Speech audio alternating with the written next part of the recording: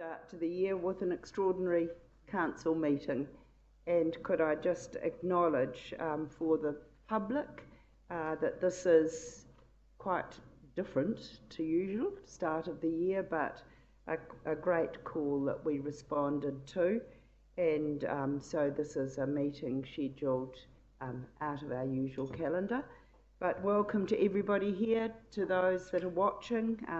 Thank you for taking an interest in council, and those that are here for the first time in the new year, Happy New Year. So just encourage you all to remember that the meeting's live streamed. Please, your phones off, and we will begin with our karakia, and Councillor Kaifong is going to open our meeting. Kia ora koutou. I've actually been given the Quinella of karakia for this year, and so I want to start with the English version of our Ngāti Whakaui karakia. Cool. So, and I'll give you the te reo version at the next meeting. So peace above, peace below, peace inside and peace outside. May we all be settled to work for the benefit of all. And can I also take this opportunity to wish you all a happy Chinese New Year? Yes. Because tomorrow is the start of the Lunar Festival, the Spring Festival, and it's the Year of the Ox. And the Year of the Ox means hard work, positivity and honesty, and I think those are good things for which we could work by today. So, gong hei whaktua, let's celebrate Chinese New Year. Ni hao. Well, what a wonderful start to the year. Thank you, Councillor Kaifong. I now call for apologies, and we have an apology for lateness from Councillor Yates and from Councillor Tapsell. I'll move those apologies for lateness.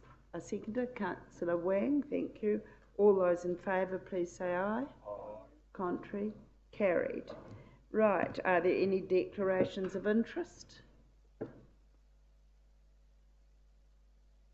And we have the staff report that you've all received, and could I acknowledge council officers that have put this together so quickly for us in response. That's an extraordinary response at the beginning of a very busy year.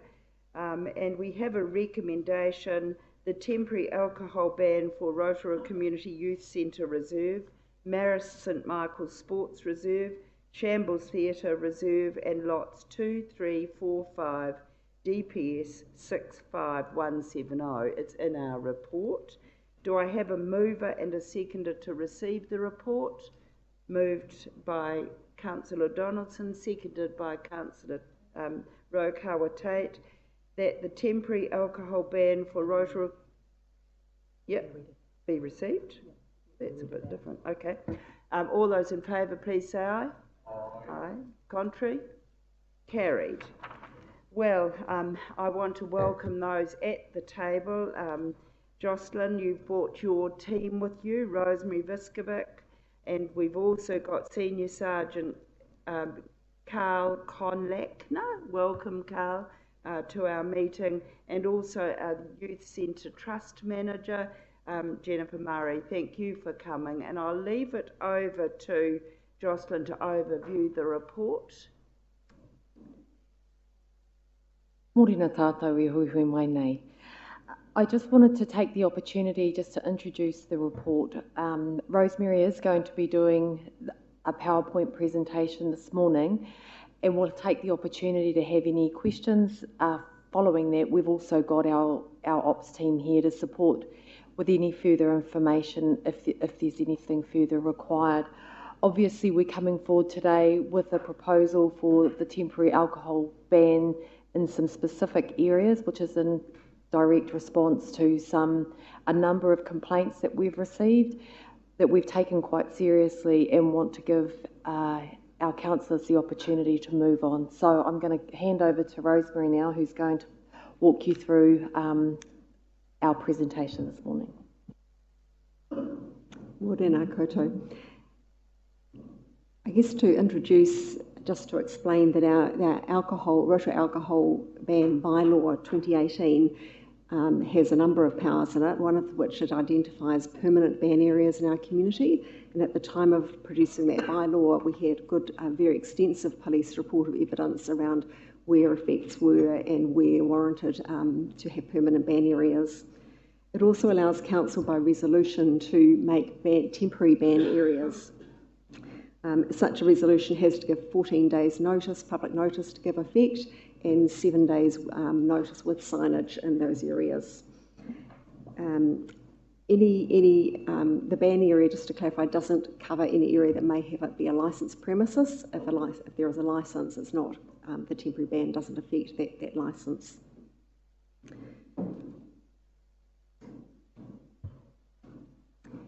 The criteria in our bylaw for a temporary ban has to show a high level of crime or disorder made worse by alcohol consumption in the area. It has to be an appropriate, proportionate response for the experience, and it can be justified as a reasonable limitation on people's rights and freedoms. We're proposing that the areas that we're proposing do meet those criteria. The behaviours have been worsening in recent months. I think, as outlined in the report, there's been disorderly behaviour, intimidation, fighting, drinking, lots of evidence of broken bottles, lots of evidence of alcohol having been a major contributor to that.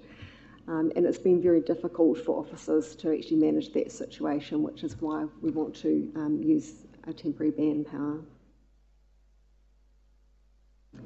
The proposed areas, the ban will be for a 12-month period, 24 hours a day, 7 days a week.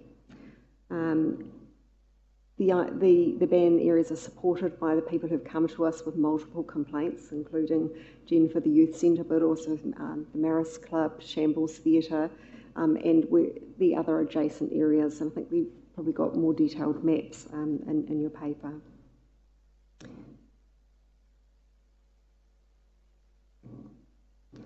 People have asked us about the sanatorium reserve and whether that is why we don't include that. Sanatorium reserve, outlined in red here in the map, is basically a special area in that there's not a whole lot of children and young people there for starters to be affected by others drinking alcohol in public. But it's also an area where the staff are able to move people for health and safety reasons because of the nature of the gas, which is called hydrogen sulfide, thank you, which is, can be toxic for people if they're staying in those areas, and also just the nature of the soft crust and the ability for people to be burned. So there are other ways, we have other tools to be able to move people on from those areas if need be, and it's not quite the same effects. So really just moving to the recommendations, that these are the areas that have been outlined that are of particular concern. We're proposing them quite specifically as places where there's good evidence that this is a power that will be useful for the police to help manage the issue, because it's been quite a troublesome thing. At the moment, if somebody's drinking in the reserve at the youth centre, it's not actually illegal to drink in the reserve at the youth centre, so it's really hard to have a good reason to say actually it's not okay. And I think most people would agree that it's not okay for this behaviour to be going on around our children and young people in particular. So, are there any questions? So we'll open for questions or any points for clarification. Any questions? Councillor Donaldson. Thank you, Worship. Through you. Question for Senior Sergeant Conlickner. What additional tool does an alcohol ban provide for police officers? Is there an automatic power of arrest, for example? They have to be given an opportunity to leave the area.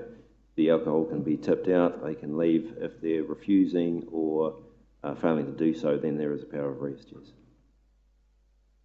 Any further? Councillor Kumar. Thank you, Madam Chair. Good morning to the team. Thank you very much for your report.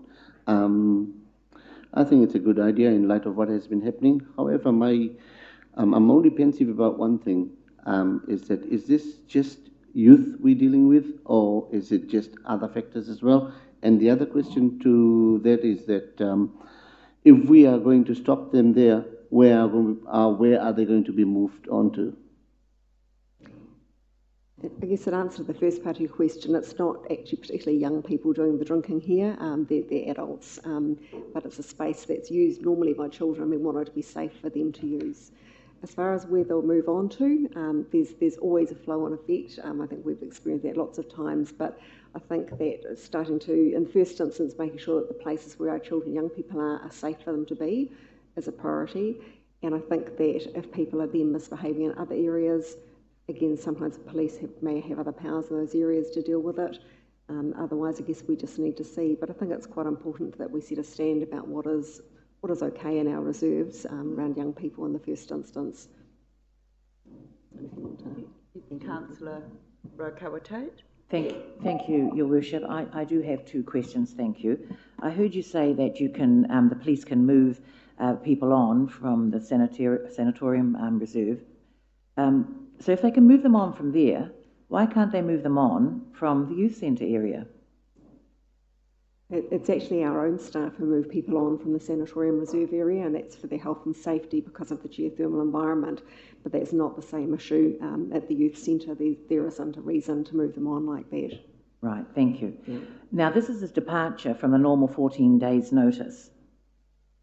I mean, I'm talking about what we're doing today is a departure. So the 14 days notice, that would have then allowed other people to have why is that there? I mean, we're departing from that today.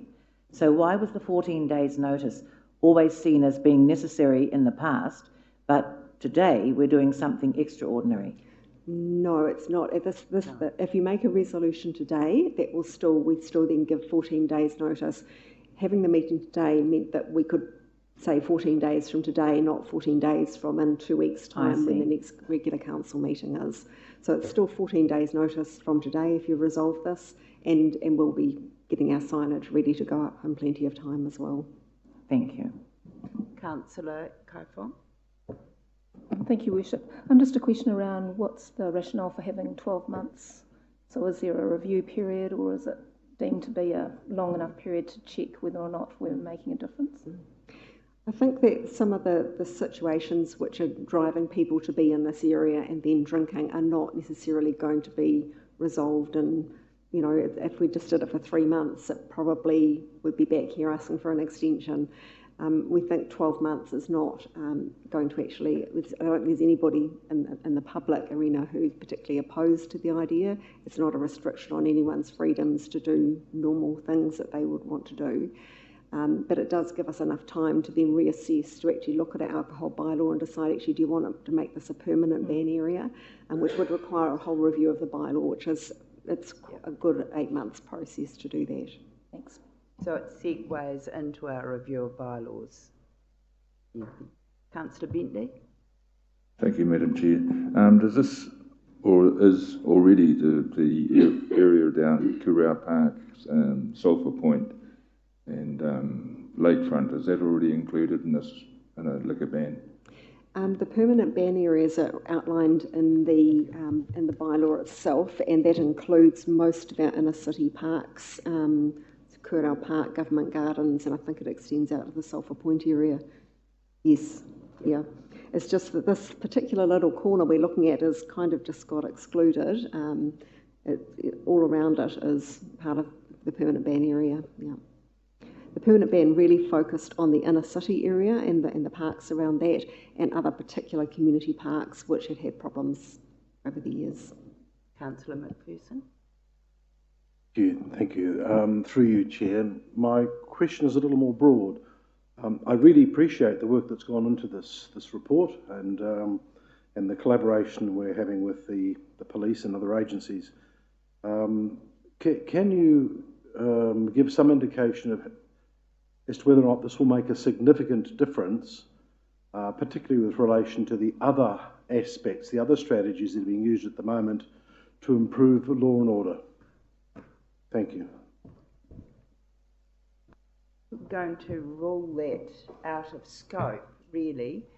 We had a workshop yesterday on community safety where these issues were very broadly canvassed. So we're really talking about a very tightly scoped area, so I rule that out. It will come to us in the long-term plan. It was at the workshop yesterday, and councillors are welcome to attend. Councillor Donaldson. Thank you, Worship. Just signal that I'm happy to move parts 2, 3, 4 and 5 of the resolution. Do I have a seconder? Thank you, Councillor Tapsell. And we did acknowledge both of your lateness for valid reasons. Yes? Thank you, Your Worship, and very sorry about my slight lateness. Look, I first of all want to thank both the police and those at the Rotorua Youth Centre for managing what has obviously been a difficult problem over a number of years, and it's quite surprising to read that police have had to be called out to these locations 4 to 5 times a week. So I'm very happy that as council we resolved to move very quickly in order to support this, and I'm very happy to second and support this. I did have a question to the police around whether the alcohol ban would be able to help to assist if anyone is in these areas that may not necessarily visually have alcohol but is clearly under the influence of some sort of mind-altering substance or drug, whether this temporary alcohol ban would also allow you to help with that as well. And I ask this question because we know we have been having some concerns with that as well. So it's not just alcohol, but would this also enable you to make those places safer for any sort of mind-altering substance? This particular bylaw only concerns possession of alcohol itself. So if you're under the influence of alcohol or other substances, no, this doesn't have effect, but we do have other tools to deal with people, particularly those incapable of looking after themselves. Often this is sort of manifested in disorderly behaviour and ample provisions to deal with that. We have a mover and a seconder, and it appears there's no more questions. So I'm going to move as one. Do you want a round of discussion about this? Councillor Donaldson. Thank you, Worship. Just as the mover, a quick comment. This appears to have been an anomaly when we set the original bylaw. The youth centre reserve is surrounded by 3 significant off licences, so there's readily access to alcohol for anyone that wants to obtain it and then go and resort to this area to drink it. So with the subsequent problems that are being encountered, so I think it's pretty much a no-brainer that we approve this here today. So, thank you. Councillor Rokawate. Thank you, Madam Chair. I will support this. However, I do think that we are just moving the problem from one area to the other. I think it will get worse, and I think we need to prepare ourselves for that in the near future. I have no illusions as to the fact that it will get worse. Well, I wish to speak to this and congratulate the Youth Centre for bringing this formally to us and for the response from Council. It shows when the community shows concern and uses the right mechanism, we're able to respond as we have today. I've got no doubt, Councillor Rokawate, that this issue won't go away until we address the wider issues of housing and community safety, which are what we've had an extensive discussion on yesterday. So I feel very satisfied with the strategy that we've got that will come out in the long-term plan for the community to respond to. So well done bringing it. Thank you for coming in support, those from the Youth Centre, our community that works, our regulatory team, and Richard, you and your team, and also the intel that we've got that we are openly sharing and collaborating on now. So this is a very positive move, and that's really the end of the discussion. So I'm going to put the motion. All those in favour of 2, 3, 4 and 5 to be taken as one, please say aye. Aye. Contrary? Carried. Thank you. I declare the extraordinary meeting closed.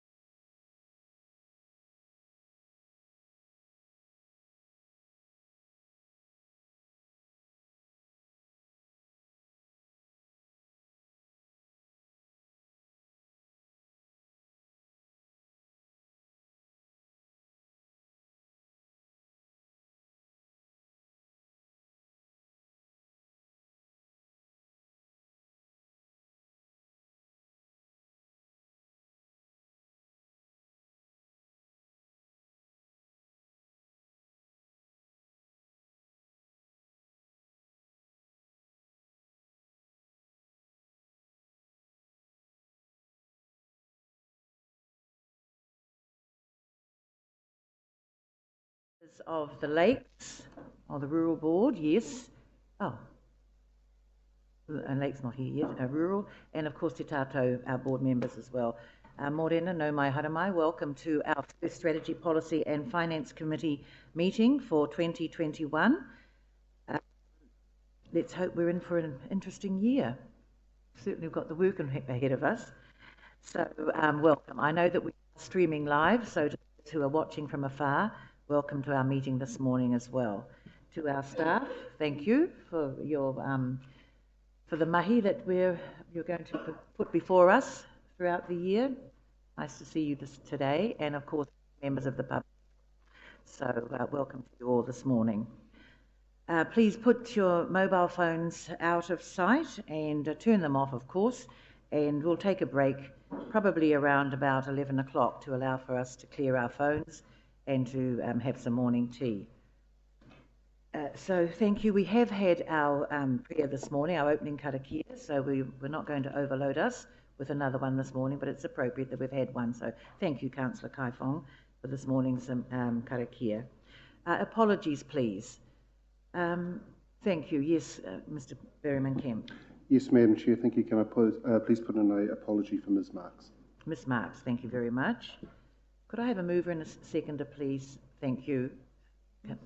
Councillor Kumar, thank you, Mr Thomas, for that apology. I'll put that motion, or that the apologies be accepted. All those in favour? Thank you. Thank you. Declarations of interest.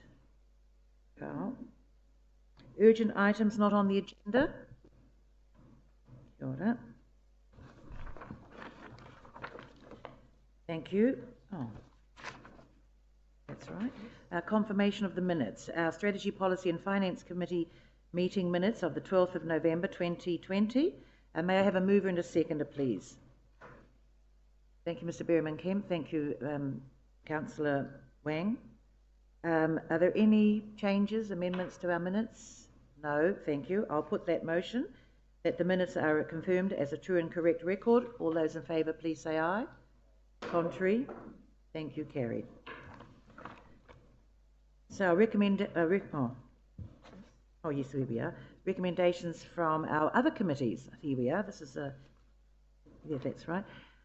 Report from the Lakes Community Board meeting held on the 9th of December 2020. May I have a mover and a seconder, please, that this be received. Thank you. Thank you, Mrs Trumper. Thank you, Marcia. Mercia. Thank you, Mercia. Beg your pardon. I better concentrate. Thank you. So it's been moved and seconded that the report of the Lakes Community Board meeting held on the 9th of December 2020 be received. All those in favour, please say aye. Contrary? Thank you. No. Thank you. Yeah, you talk about this. Thank you. Thank you, Madam Chair. So good morning, councillors and members to SPNF. I just wanted to say a few words to this paper just to set, I suppose, the way a report comes forward from our community boards. This does happen from time to time, and this is a really good example of discussion and a decision that is made at our community board level that is then forwarded through to be received by you as the SPNF committee. And you may remember that previous occasion we have had the rural schools that has come forward from the Rural Community Board. So I just wanted to set how that appears on the agenda today, and then ask that the chair of the Lakes Community Board, Mr Phil Thomas, would like to just say a few words to set the context around it, and then we'll have a staff reply to be able to set the scene for your discussion today. Thank you. Thank you. Thank you. Good morning, Mr Thomas. Thank you. Thank you, Madam Chair, and my apologies for being slightly late. I blame it on the traffic on Tenai Road. Yes, look, just a little bit of background on this.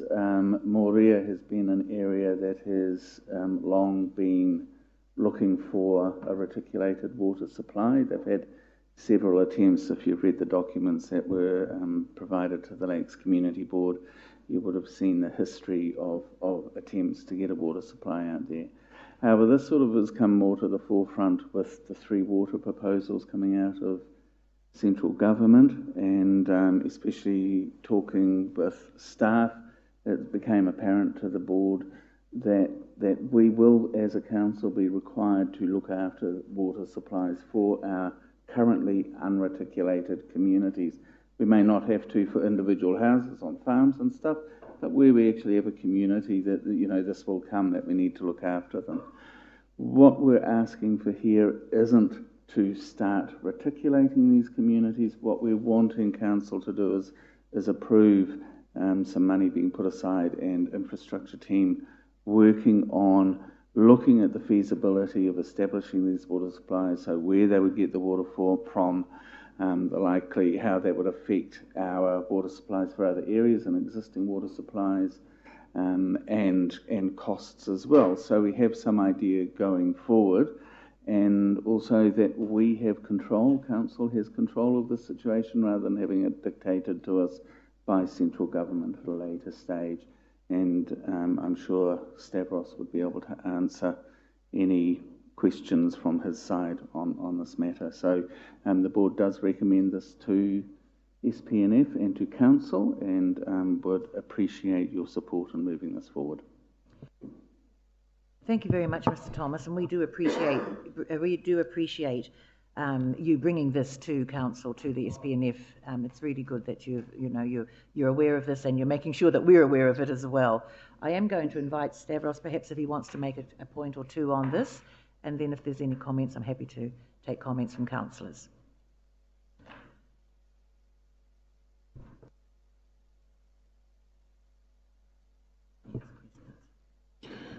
Morena, Madam Chair, Morena councillors. Just very briefly, the chair of the Lakes Community Board, of course, is quite right. So we had some discussions with members of the community, but the context of reticulating and drinking water supply is quite pivotal to the current government's 3 waters reform.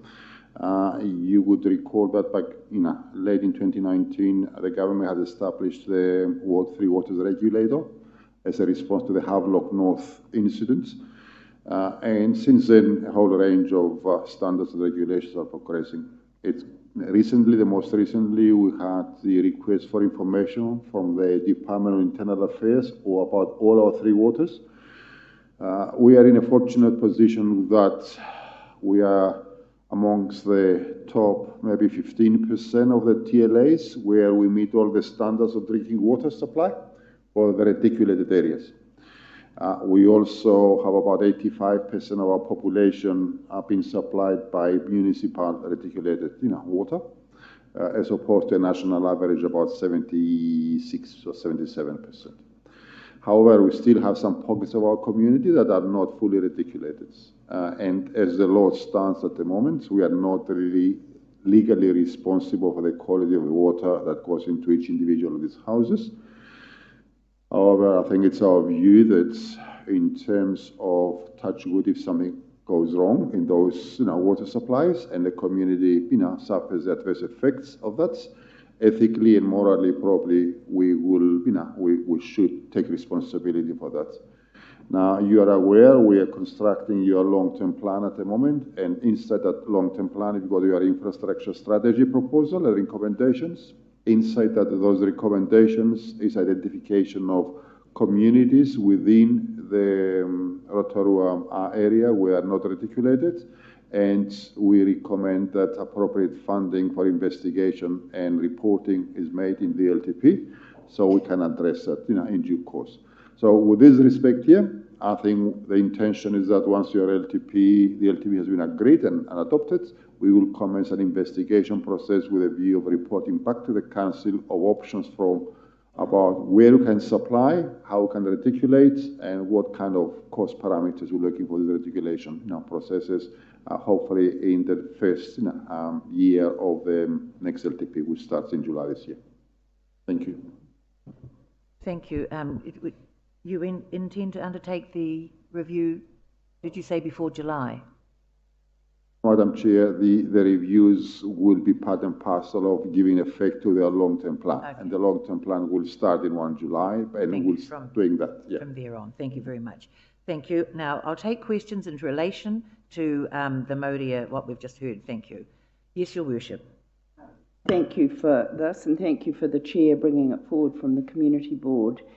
For 20 years, I've heard the request for drinking water reticulation from Modia community, and it's never really found its place till now. And I think it is a sign of the drinking water standards that are coming in, as Stavros mentioned. A deprived community in the Waitangi report on the health effects of deprived communities. This is of quite significance, and I'm very glad it's been brought forward. You mentioned some monies. I don't know what you need for this. I'm sure you'll work it out, but in principle, it's great that this has come forward, and we can go out to the community to see the level of interest in the long-term plan process. I fully support the recommendation. Thank you, Your Worship. Mr. Berriman-Kim. Yes, thank you, Madam Chair. And once again, yes, commend the Lakes Community Board for bringing this forward. Certainly, I must say, this circulated quite a bit of debate amongst the Te Tato members who fully support the move and acknowledge the issues for Modia, and it's great to hear that we may be on a path to address that. My question is, Modia is the priority. 15% are not on a reticulated water supply. So my question is, will we be running the same process for all those communities within Rotorua Lakes Council or Rohi who aren't on reticulated supply? I think that might be a factor in terms of the Three Waters review, but just want to make sure for us, this could be the start. Yeah. And then rolling through. So just wanted to check to see about the continuity for everyone else. Thank you, Mr. Berriman. Yes, the answer is that we have, as part of our infrastructure strategy, 30-year infrastructure strategy, we have identified all the areas of our district that have clusters of communities with unreticulated water. And then, subject to you agreeing to the LTP, we will start a systematic process of investigating supply options, possible costs, consultation with the local communities, and then reporting back to the council on a case-by-case basis. But certainly, our recommendation is actually to bring as many people in our community as possible into a municipal control and managed water supply. Thank you. Councillor McPherson. Thank you, Chair. Through you, this is intriguing. We've got the stage now where fresh criteria on the universal supply of fresh water that meet national standards that are coming through from the Three Waters Review. Thank you for that explanation. Is this a good time, or would you like to in the future sometime explain to us how other considerations in the Three Water Policy Review process is providing additional such criteria for us to, in a sense, comply to? I think, I'll be more than happy to, not today because it's a long process, and we are working with the Department of Internal Affairs and the WICS, which is the water sector at the moment.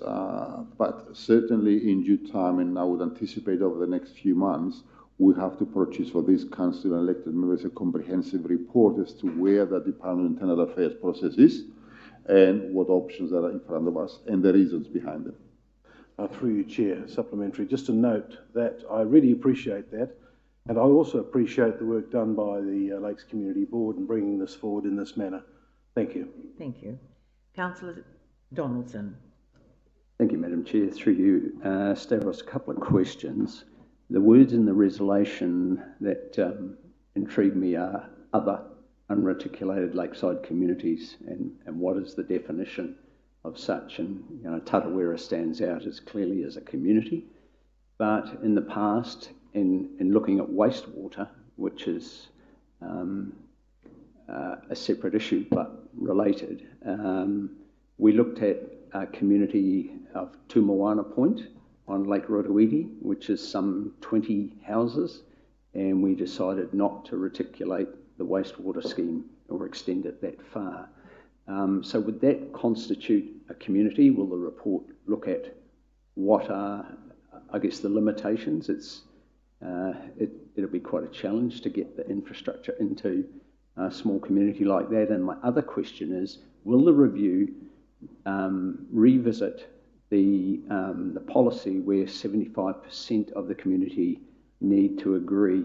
Because that's always been the barrier to, we've had a couple of goes at Moria and we could not get 75% of the community across the line to agree to a water supply going in. If they had their own bores or they were happy with tanks or whatever. Yes, sure. Can I just say, try not to introduce things that are really not relevant to this issue that's on the being presented today, which is really just a signal about the LTP. So, just to make sure it's relevant to what we're talking about today. If you wish to answer, yes, but this shouldn't be a debate on policy around the reticulation for the whole area. Thank you, Madam Chair. I'll be very brief. I think the answer, as I said to Councillor McPherson, is that our effort would be to identify practical solutions for as many locations as possible and report back to the Council, including funding options. Thank you. Councillor Bentley? Thank you, Madam Chair. Following along from this Moria, Stavros, would it then fall in place that it would naturally progress out to Oakeri Falls and the peninsula there and then Otara Marae? Councillor Bentley, as I said earlier, is that there's no doubt that local authorities, either in this shape or even in the shape of some kind of regional entities, might be in the next 4 or 5 years or whatever, will have to take ownership and responsibility to provide clean, high-quality drinking water to their communities. Now, the practicalities of that needs to be investigated. In my mind, there's no doubt that we have to extend municipal control drinking water systems, to all our districts where it is practical. Thank you. Councillor Kai Fong? Thank you, Madam Chair. Just for the sake of clarification, and sorry to harp on about this, but Stavros, you've mentioned that the review is going to be in totality for the whole of the area. And so would it be useful to take away that uncertainty where we haven't got a definition of other unreticulated lakeside communities to just simply be a review of the public water supply for Rotorua? Just a moment, please. We have a recommendation here. We have a motion. So I'm just, can you just clarify that? Because if we need to be, I want to start the year off knowing what it is exactly that we're commenting on, asking questions of clarification on, etc. So I'm happy to, you've asked it, but I think we do need some clarification. So I just want to clarify here that what you have in front of you today is the recommendation from the Lakes Community Board. And the Lakes Community Board in their discussions were quite specific about the decision around Motorua to be their priority and brought forward to the committee today. So at this point in time, what you have here is a recommendation. If you want to go forward and do something different, you as a council need to create a motion for discussion. And that will not be today. Yes, Councillor. Sorry, Madam Chair. I was just trying to get clarification because I think, sorry if I've misinterpreted what Stavros had mentioned, that there was going to be a review of all of the non-reticulation. No. So is it not necessary to specify that if we've got this motion here, which is just for one specific area? Perhaps. Mr. Thomas, would you like to respond? Thank you, Madam Chair. Look, I might be able to clear this up just in the intent of the Community Board. Yes, Moria was the community that raised this issue again with us originally last year, and we do see them as a real priority. They have a lot of failing bores in the area. There's a high arsenic content in the water, groundwater there. So, we do see it as our priority. However, we have a lot of communities around our lakes that do not have reticulated drinking water, and that includes not only West Rotorua, which Councillor Bentley asked about, but also most of Rotorua, most of Rotorua and Tarawera. So really the only parts that are reticulated for drinking water Eastern Rotoiti and Lake Okeraka. So we would want to be, and this is just about looking at options. It's not about committing council to anything, but it's just actually becoming aware of the feasibilities of reticulating communities. And I would say, you know, when we're talking about the size of communities, we do have one area where it's a dozen houses who share a bore. Now, it may be that that is fine, but council may need to take responsibility for testing water quality and stuff like that there, rather than just leaving it to those 12 houses. So I hope that clarifies things for people. Thank you, Mr. Thomas, and thank you for the concern that you've shown, the Lakes community have shown around Moria. Thank you for that. So you would have another question, Your Worship? I'm very happy with the narrower scope as a request from the community board, because they are the ones that are working with all of the lakeside communities, and I accept that we will get a report later on other non-reticulated schemes. So that will come in the Three Waters over time. And as Davros has said, so I totally support the narrow focus. Yes. Be careful what we ask for. When we try to broaden it out, we get so big, we stop doing anything for one community. And this one has been asking for 20 years. So I totally support the narrower focus at this stage. Would you like to move that? I move the recommendation. One. Two, actually, Your Worship. Recommendation 2. Okay, recommendation 2. I apologise, but my iPad's crashed, so... Oh, fine, thank you. It's up. Here we are. Yes, I move recommendation. Thank you. 2. You go. Can we have it? 2. I'll read it out anyway. Yeah. Thank you. We've had a mover. Her Worship has moved. Could I have a seconder, please, Mr. Thomas? Thank you, Mr. Thomas. It's been moved and seconded that the committee recommends to Council to include in the 2021-31 LTP a commitment to review and provide a report on options for a public water supply in Moria and other unreticulated lakeside communities. All those in favour, please say aye. Aye. Contrary? Thank you. Carried.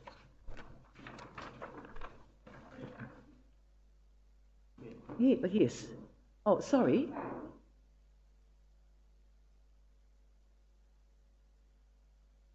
Oh, sorry. On that one, you wanted to, I'm sorry. I beg your pardon. I'm happy to, if you wanted to say something, yes, please do. I beg your pardon. No worries. Didn't see you. Thank you. And I do support the motion that's there, but I just wanted to clarify about the locations in the attached report from the Lakes Community Board. It specifically mentions Okawa Bay, Whangamareno, Okere, Otara Marae and Brunswick. And just in the public arena wanted to clarify whether those are the ones that we're referring to as unreticulated lakeside communities. And I just ask that because when the public hears this, of course, there's a natural interest for them to know if that's going to be their neighbourhood or not. So it wasn't specifically mentioned in our committee report, but in the report from the Rotorua Lakes Community Board, they did specifically mention that. So it could be as simple as a nod, but whether we were meaning those ones or more. Davros, I don't know if you count perhaps a number of other communities, so did you? I don't know if you heard that there were quite a number of other ones. I did. Thank you, Councillor Thompson. Yeah, I think sort of the Lakes Community Board's recommendation is mentions some areas, but as I said earlier, our LTP anticipates investigating all currently unreticulated communities, and we do report back to you as we progress this report as part of the giving effect to our LTP. Yeah. Thank you for that, and again, I apologise. I must make sure I scan wide enough. Thank you. Now, the long-term 7 point on our staff report, item number 7. The long-term plan 2021-2031, supporting information part 1. Could I have a mover and a seconder, please, for that motion that that be received, part 1 be received? Thank you, Councillor Donaldson. Thank you, Councillor Yates. It's been moved and received that part 1 be received. All those in favour, please say aye. Contrary? Thank you. And all of the attachments have been distributed separately, as you will know. Thank you. Una, thank you. You're going to do a to overview the floor. Thank you very much.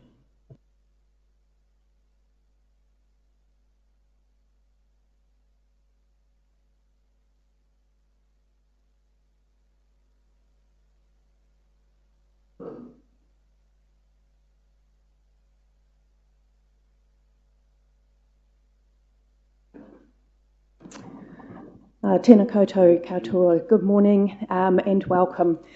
So what we've got here today is the first part of a suite of underlying pieces of policy, guiding strategy that come to you as part of the preparation in moving towards adoption of the consultation document to go out and engage with the community on the direction that you have set for the long-term plan.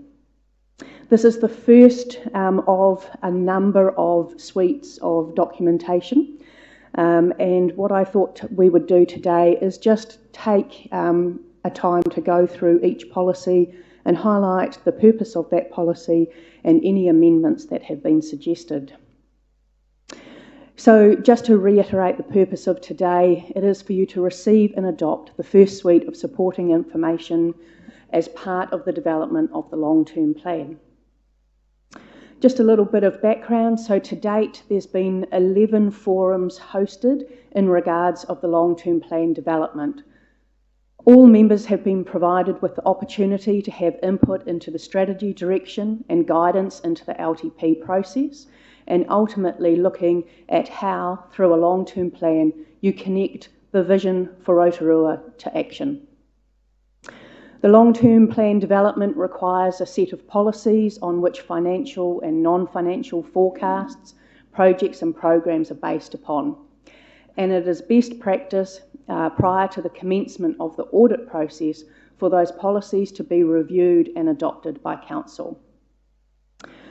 All of this supporting information will form an information base which will be published in support of the consultation document and will be made available when the consultation document is published following adoption, which is anticipated to go live at the very beginning of April.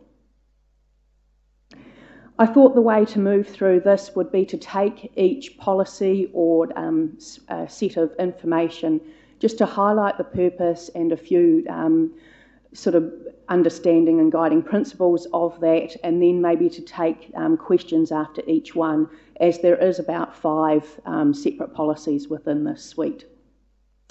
And Thomas Collet is with me to answer any of the questions around the financial policies. The first one that we have today is the significant forecasting assumptions, and the purpose of that is to provide assumptions to address the uncertainties of the future when we are preparing forecasts, both financial and non-financial. What it does is it sets out to provide our readers with an understanding of the basis for that financial information and how it has been prepared. It also explains and provides a means for explaining the differences that will occur between the actual result and that which was forecast. And it ensures that risks faced by the organisation in the future have been appropriately identified and evaluated. You do have a copy of the significant forecasting assumptions that were in your pack, and we're happy to pause here and take any questions on that one. Thank you, and thank you for pausing as we go through them separately, because there'll be some that there's no discussion required and some there might be some points that people would like to ask. So any questions for the presenters this morning? Councillor McPherson. Yes, looking at the forecasting assumptions, the significant assumptions, and I noticed on the last bullet point, it indicates ensures risks faced by the organisation. I noticed the absence of any analysis of risk regarding rates affordability to ratepayers.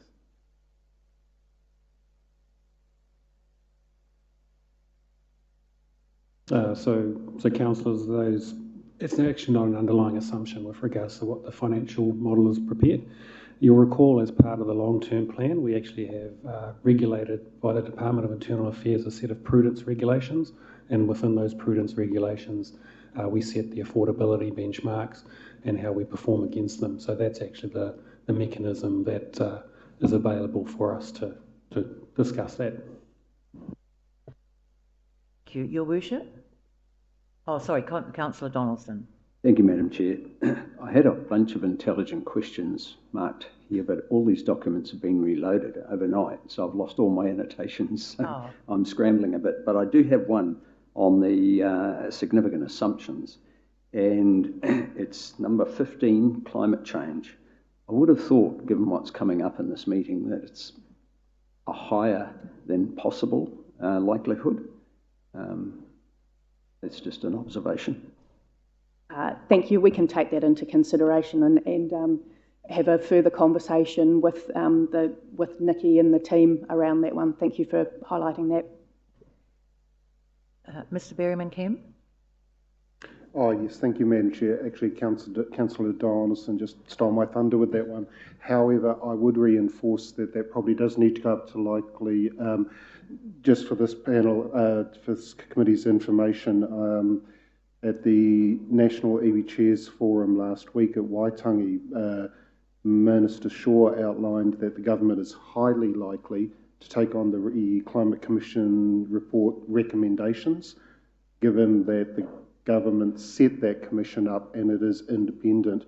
And when you go through the recommendations of that report, I think it's likely to have quite big impacts on urban design, planning, transport, risk mitigation, things like that. So just to reinforce what Councillor Donaldson outlined. Thank you. Thank you. I think we can move to the next one. Thank you, Una. So the next one is the revenue and financing policy. The purpose of this is to set out the council how council funds each activity it's involved in. So the Local Government Act 2002 requires the council to identify the costs of its functions and how to fund them appropriately. So section 103.2 of that Act sets out the funding mechanisms that council has available to fund its functions, and they are listed up there. And that policy addresses and speaks to each one of those. So again, I'm going to pause here if there are any questions. Thank you. Carl? Thank you very much, Una. Next, we have the Treasury policy. So the purpose of this is to outline approved policies and procedures in respect of all the Treasury activities a council undertakes. And again, this ensures that the Treasury risks are prudently managed.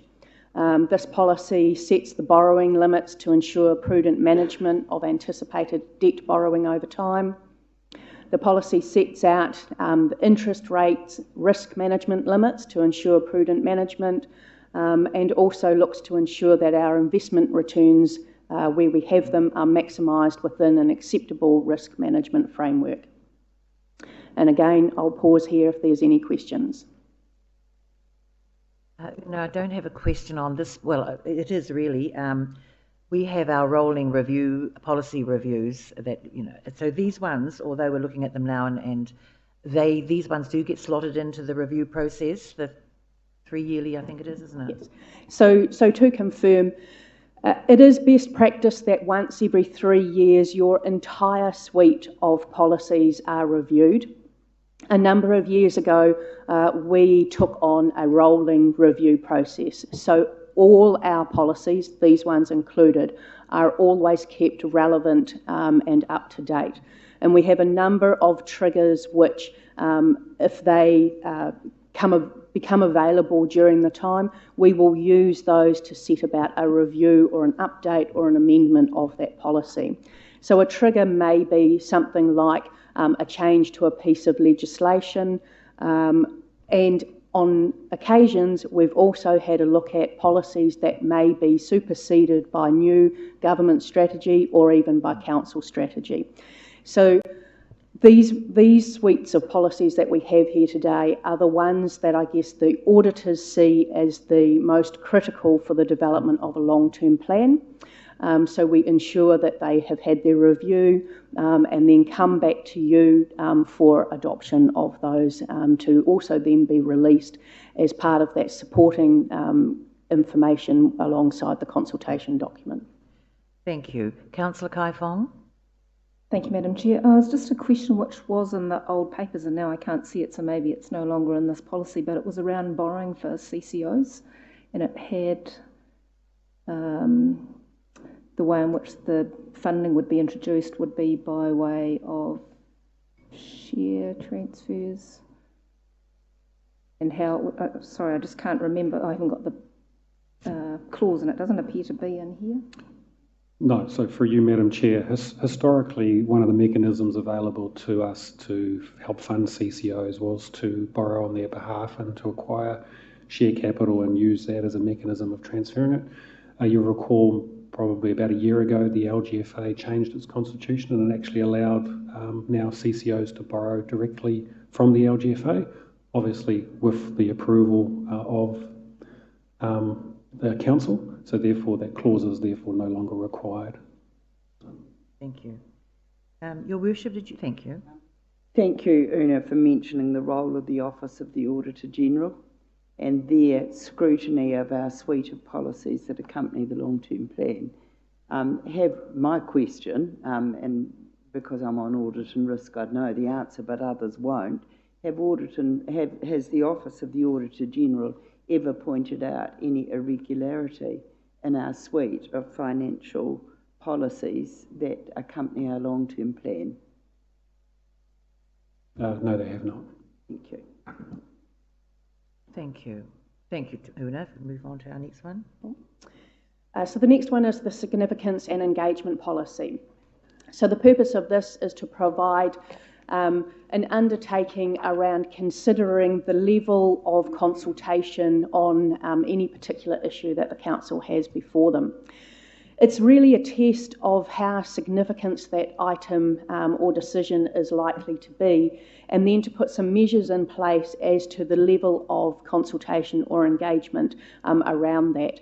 And you will note that in your report papers that come to you through the committees, the significance and engagement is always considered in preparing those reports and in preparing items as they come forward to you for discussion.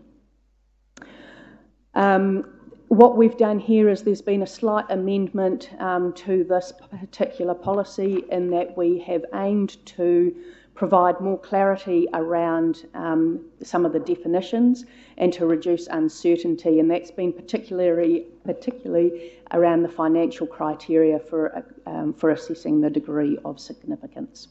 Again, I'll pause here. Thank you. Councillor McPherson. Thank you, Chair. Through you.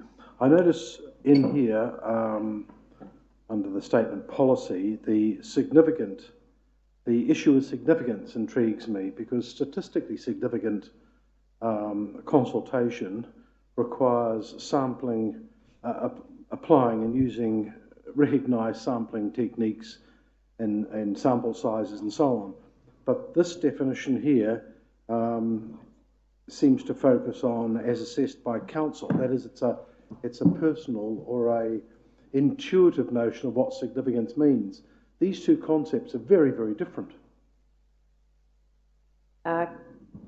Through you, Madam Chair, the underlying premise of this significance and engagement policy is actually a best practice policy. It's been developed by a number of local governments and supported by LGNZ and Solgum. At the end of the day, we are dealing with people and the council are representing people. There is no one particular trigger when we are looking at significance. We are looking at all of the different triggers or thresholds to determine a level on which we go out and consult with. And that's the basis for this policy here. Thank you. Mrs. Trumper. Thank you, Madam Chair. Una, I've just got a few things, and it's really around Appendix 4, and it's about the principles, indicators and outcomes. And the first thing I noticed was that there was a really strong paragraph under inclusiveness and equity, and then it finishes negatively or with some negative connotation. And I wondered how that could be reworded, because it's supposed to be talking about the principles, and principles really shouldn't have a focus on negativity. And then over in the outcomes, you are reinforcing that negativity. It just feels like it could be either excluded or reworded in such a way.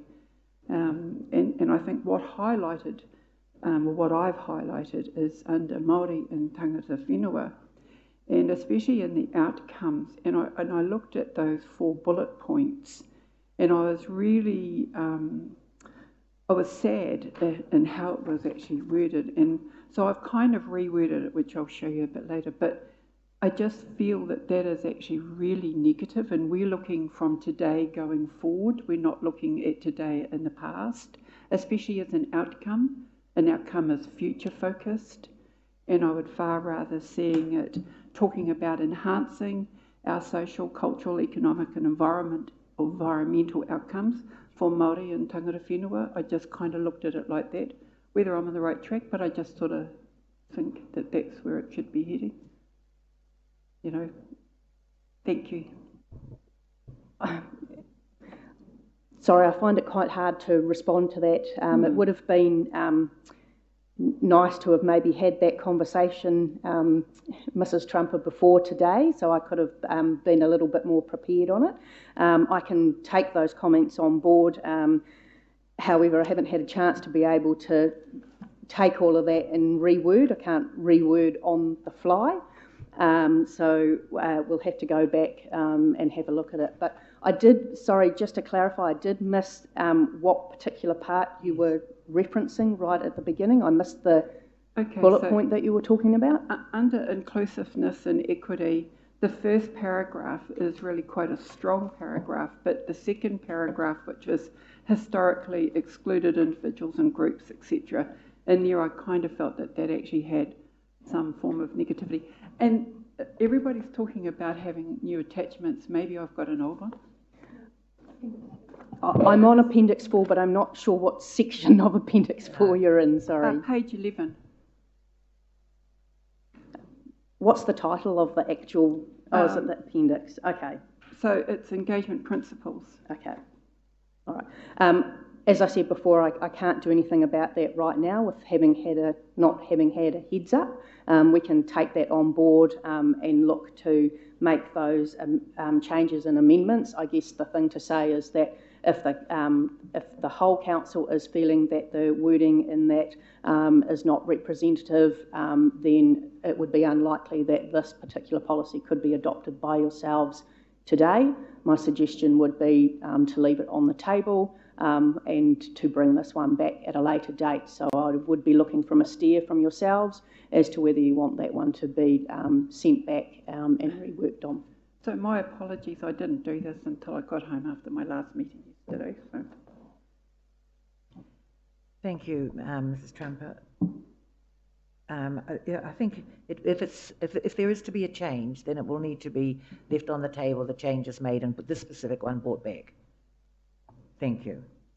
Your Worship.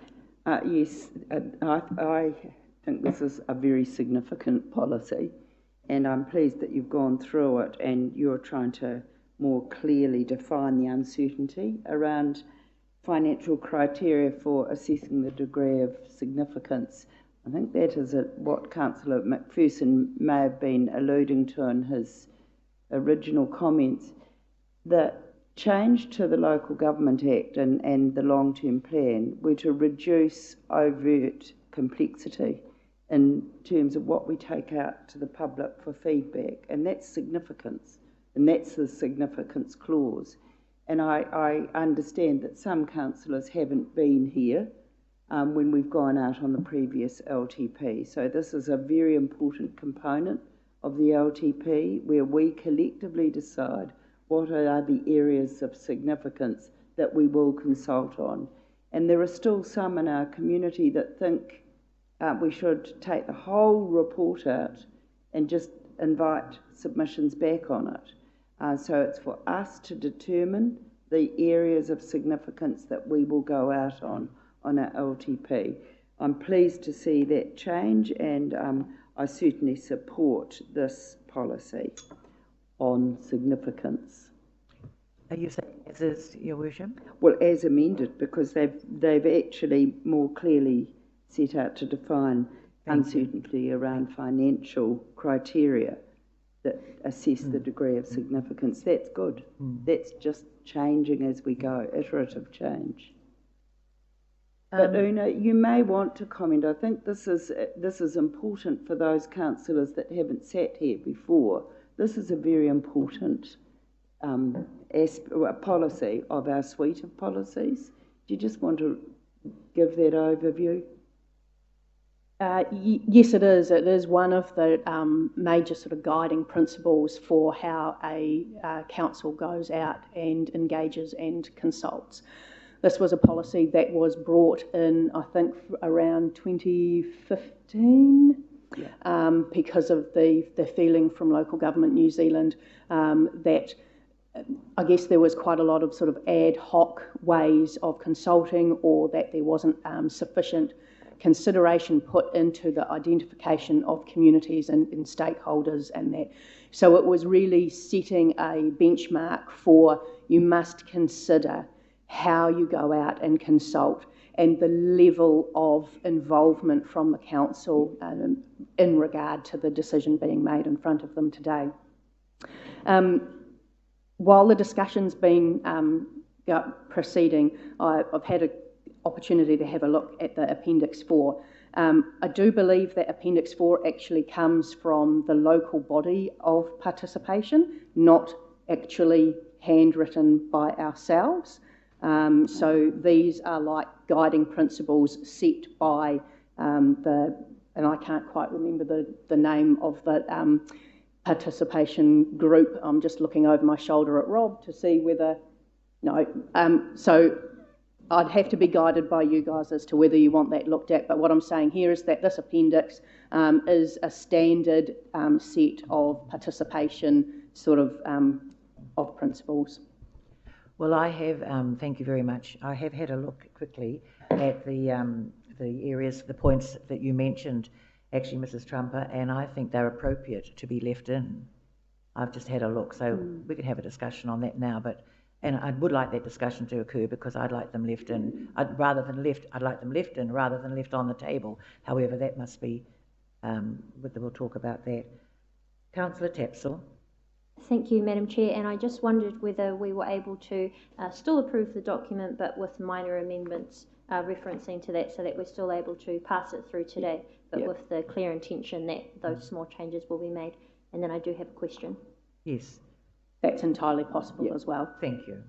Yes, thank you very much. My question is on page 7, which is under the Appendix 1, Factors and Criterion of Determining and Assessing Significance, and just a question around the sum change from $4 million to $5 million, and the new sentence in there is a financial transaction that involves an unbudgeted expenditure of $5 million or greater. Previously that was $4 million, so just if you could elaborate more on the reason why we have gone higher by $1 million. Thank you. It was a fairly lengthy discussion with regards to looking at the criteria, looking at some of the projects that we've undertaken and some of the issues we may have had in the past and how they would fit against this policy. It's just, provides more clarity, but I guess also moves on with regards to, as Una said, the policy was 6 years old, and with regards to inflation and the cost of projects and reflective of those sorts of things. So nothing really untoward other than just a bit of a revision. Thank you. Councillor Donaldson. Thank you, Madam Chair. Through you, I'm on the same page as Councillor Tapsell, and I just wondered, and I'm not sure if it's in the Treasury or one of the other policies, but just looking at factors that would indicate a high level of significance, and I was looking there for perhaps a decision that might lead to a credit rating downgrade for the council, as to whether that should be a factor, or can you take that as read from the bullet points that are already in the template? I'm not sure council should base its decision as to whether the undertaking would affect the credit rating overall. I think the undertaking should be weighed on its merits rather than just that. I think our credit rating itself is so complex as well that it's very unlikely a single transaction would impact that, unless of course it was of such significance and scale, at which point this criteria would probably be on the lower end of that threshold regardless. So, yeah. Thank you. Councillor McPherson? Yes, if I'm permitted, I'd like to go back to the question of consultations. One variable that's not mentioned here at all is that what counts as authentic consultations is varies culturally quite significantly. Secondly, statistically significant findings require specific sample sizes and rigorous data collection processes such as stratified sampling for the data that's used to develop policy to be trustworthy. Now that's not something that's reflected in these criteria. Those ideas are not reflected in these descriptions of how to evaluate significance at all, and that's of serious concern to me. Thank you. I think you're talking about methodology. Thank you. Well, we can have a brief answer to that. Oh yes, thank you. You can, thank you. CEO. I think the key issue in looking at this is that we're not talking about a research approach. What we're talking about is a democracy approach.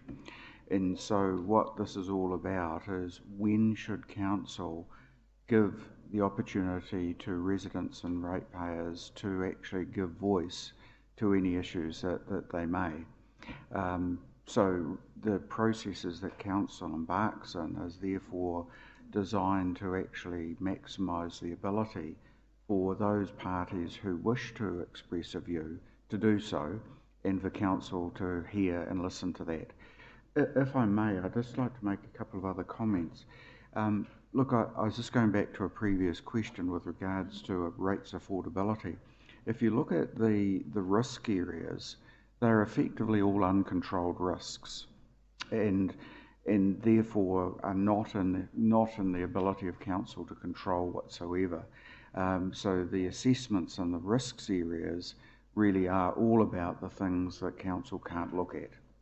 But what you can control, of course, is the services that are provided and the costs of those services, ultimately, that are then borne to ratepayers. And it's a significance and engagement policy that gives the people who are in households who will be paying rates the ability to express a view as to whether or not those rates are affordable or not. So effectively, that's the democratic mechanism in play, where these policies actually don't stand alone. They very much work together to produce a process by council, for council, in the way that it works. Thank you. Thank you, Jeff. That was a very easy to understand explanation. Thank you for that. Councillor Kai Fong. Thank you, Madam Chair. Can I just go back to that financial one? I just couldn't quite understand it. It says originally it was just a financial transaction that involves $10 million or more of budgeted expenditure. Now I've got the rider that it now has to have an anticipated cost increase of 50% or greater. So how does that work? We're saying if we have a project that's 10 million or more, but how do you add that extra rider to it to get the consultation? Yeah, the purpose of it is to actually provide more clarity on how. I think the wording before was a little bit ambiguous, and people had different interpretations of it. So by including that, the cost increase of 50%, it provides a little bit more clarity on what we meant. And in the past, I think the people were interpreting that if the project was 10 million, but it had an unbudgeted movement of 4 million, therefore it triggered. So we're just tidying it up. The reason for that variance percentages, I guess if you look at the types of projects that sit into this, any undertaking over $10 million requires a council resolution normally with regards to engaging contractors and those sorts of things. It gives flexibility with regards to the uncertainty around managing contingencies or issues that may arise on projects of significance, such as finding asbestos in a museum or those types of understandings. The reason for the 50% is therefore generally of a project of that size, if you've got a variation over 50%, You've also got to ask yourself a lot of other questions as to why you are undertaking this project. Could you do something different? And ask yourselves those questions. And I guess this is the trigger there, where the council would ask that questions of itself, and therefore would ask the question of its community as well. Would you like to further clarify? Look, if I can extend the answer slightly, remember that this is about a determination of when council is obliged to go out and undertake extensive consultation with the community. Alongside of this policy are the Chief Executive's delegations. And so effectively there are variations within contracts that the Chief Executive is able to approve, and anything above that comes back to council, to you, for consideration. So where you have significant variations, I should say, not using that word, they will come back to council, and you are the elected representatives of the community that will determine the appropriate direction for where there are variations. But where those variations are of such a magnitude that there is a significant impact on the broader community needed to be considered, then this policy comes in. So it's important to not read this policy alone, but in fact to read it along with the other policies that actually exist to set up the framework for decision making of council. Thank you. Mrs. Trumper. Thank you. Just another point on engagement. As the community boards, and I know Phil is also very active in his community, we're engaging all the time. And we have very authentic discussions with our community on any subject. And that's the purpose of why we're around the table and why we read our agendas. And I think that when we come in, we are bringing, well, for myself, I bring a rural perspective. And that's what my role is as a rural community board chair, is to speak on behalf of the rural community. And so that's how I operate. I think that's a very good point, Mrs. Trumper. We're informally consulting all the time and networking and mixing with our community at all levels, I might add. So thank you. Thank you. Una, I think we'll move on to the next one. Yeah. I think this is the last one. So the asset management policy. So the purpose of this is to define the principles and responsibilities that RLC applies when managing our core infrastructure assets. The policy provides an overarching framework for our 30-year infrastructure and our infrastructure asset management plans. Sorry, that should have been 30-year infrastructure strategy and our infrastructure asset management plans.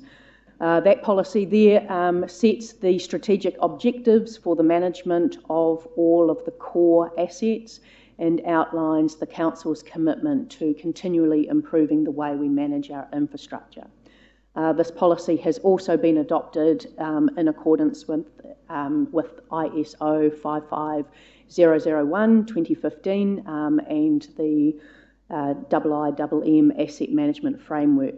Just to point out that this council first adopted an asset management policy in 2011, and that was from the guidance of our auditors. And since then, it has been continually reviewed and aligned in accordance with the frameworks that you see up there. And this is also a policy that, along with the infrastructure strategy and the asset management plans themselves, are scrutinised in depth by the auditors. So I'll happily pause there. Any questions on this one? Thank you. No. Thank you. Well, is there any further debate at all, or discussions on what we have heard this morning on those areas? On those draft set of policies? No. Well, then could I please ask for a mover and a seconder for number 2 and number 3? Thank you. Yes, Your Worship. Thank you, Your Worship. Thank you. Moved by Her Worship and seconded by Councillor Donaldson, that the committee recommends to Council to approve and draft a set of policies used to guide the development of the long-term plan 2021-2030 direction. A, significant forecasting assumptions. B, revenue and financing policy. E, treasury policy. D, significance and engagement policy, and E, asset management policy.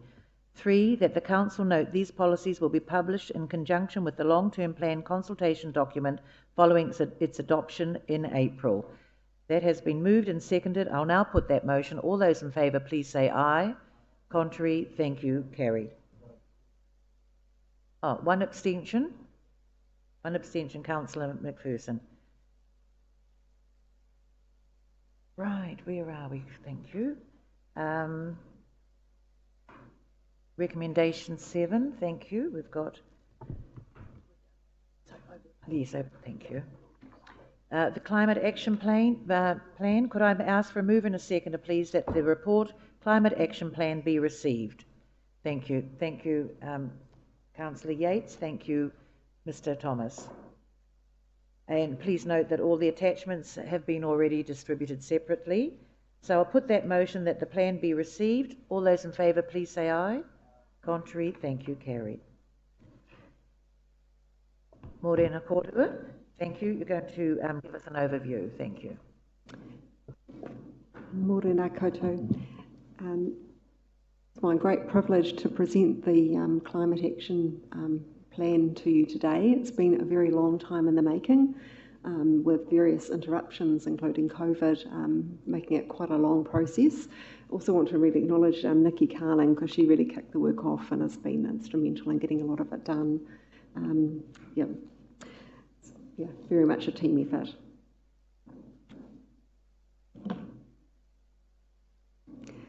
Just a little bit of background. This is in the report, but just to summarise that from a New Zealand perspective, New Zealand's party to the Paris Agreement was signed in 2016, and the government has a number of initiatives, including the Carbon Change Response Zero Carbon Amendment Act, Emissions Trading Scheme. They're investing in research and development and so on. And particularly during the process, most recently, the 2nd of December last year, they actually declared a climate emergency. And at that time, they added some additional work and investment and proposals. And I guess then the other thing also just mentioned before, Mr. Birmingham, is the Climate Change Commission has just issued a draft advice report, which is, again, really interesting reading and gives an idea of what's coming nationally for us. From a local perspective, we've been part of the UN Global Compact Cities program since 2015, and that informed our sustainable living strategy, which was refreshed last year. And we also made a commitment to the Global Compact of Mayors for Climate and Energy in 2018, and we chose that as the way that we were going to go about our climate work, so that it had some rigour and would sort of meet the standards and follow the protocols that are followed internationally. And that's largely because we wanted that guidance, because we weren't experts, and we wanted to know we were following the right pathway. We undertook a corporate carbon footprint in 2018, and quite looking forward to seeing when we redo that, because it will incorporate the change in our energy system here, reducing our gas use. So looking forward to when we see an improvement in the next one of that. We also did a community carbon footprint in 2018 alongside Regional Council, and we during the last 3 months of last year, we did an update of that.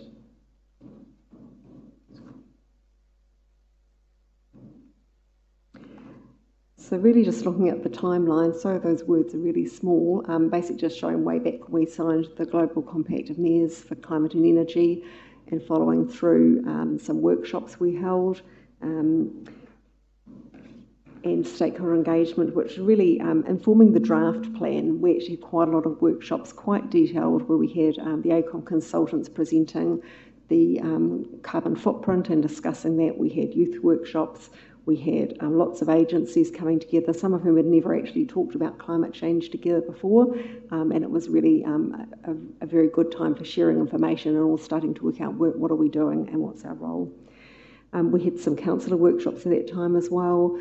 We had wide participation from lots of sectors and in quite a lot of detail. We didn't get huge numbers of people, but we got people who were interested and willing and wanting to discuss the issues. And that really informed the development of the draft plan. The consultation on that draft plan, so that was actually done back in July last year. July 2019, a long time ago. But then we had the local elections, and we didn't want to go out to consult on it in the middle of that. And then we were just getting ready and COVID hit. So it wasn't until the end of last year that we went out for public consultation. And that was for a relatively short period. It was a 6-week period, but we had good feedback, we had good engagement in that time from people who were really passionate about the subject. The consultation itself, that period was September to October last year, but we don't turn away any feedback that arrives since we didn't consider anything that anybody sends us in any form. That involved target engagement with particular key stakeholders, including Te Urunga Okea, the Te Aroa Climate Change Working Group, Regional Council and others. There was general public online consultation through Kōrero Mai, and there were community presentations, for instance, with the Rural Community Board and Federated Farmers and people like that. So we were open to whatever people wanted to talk to us about.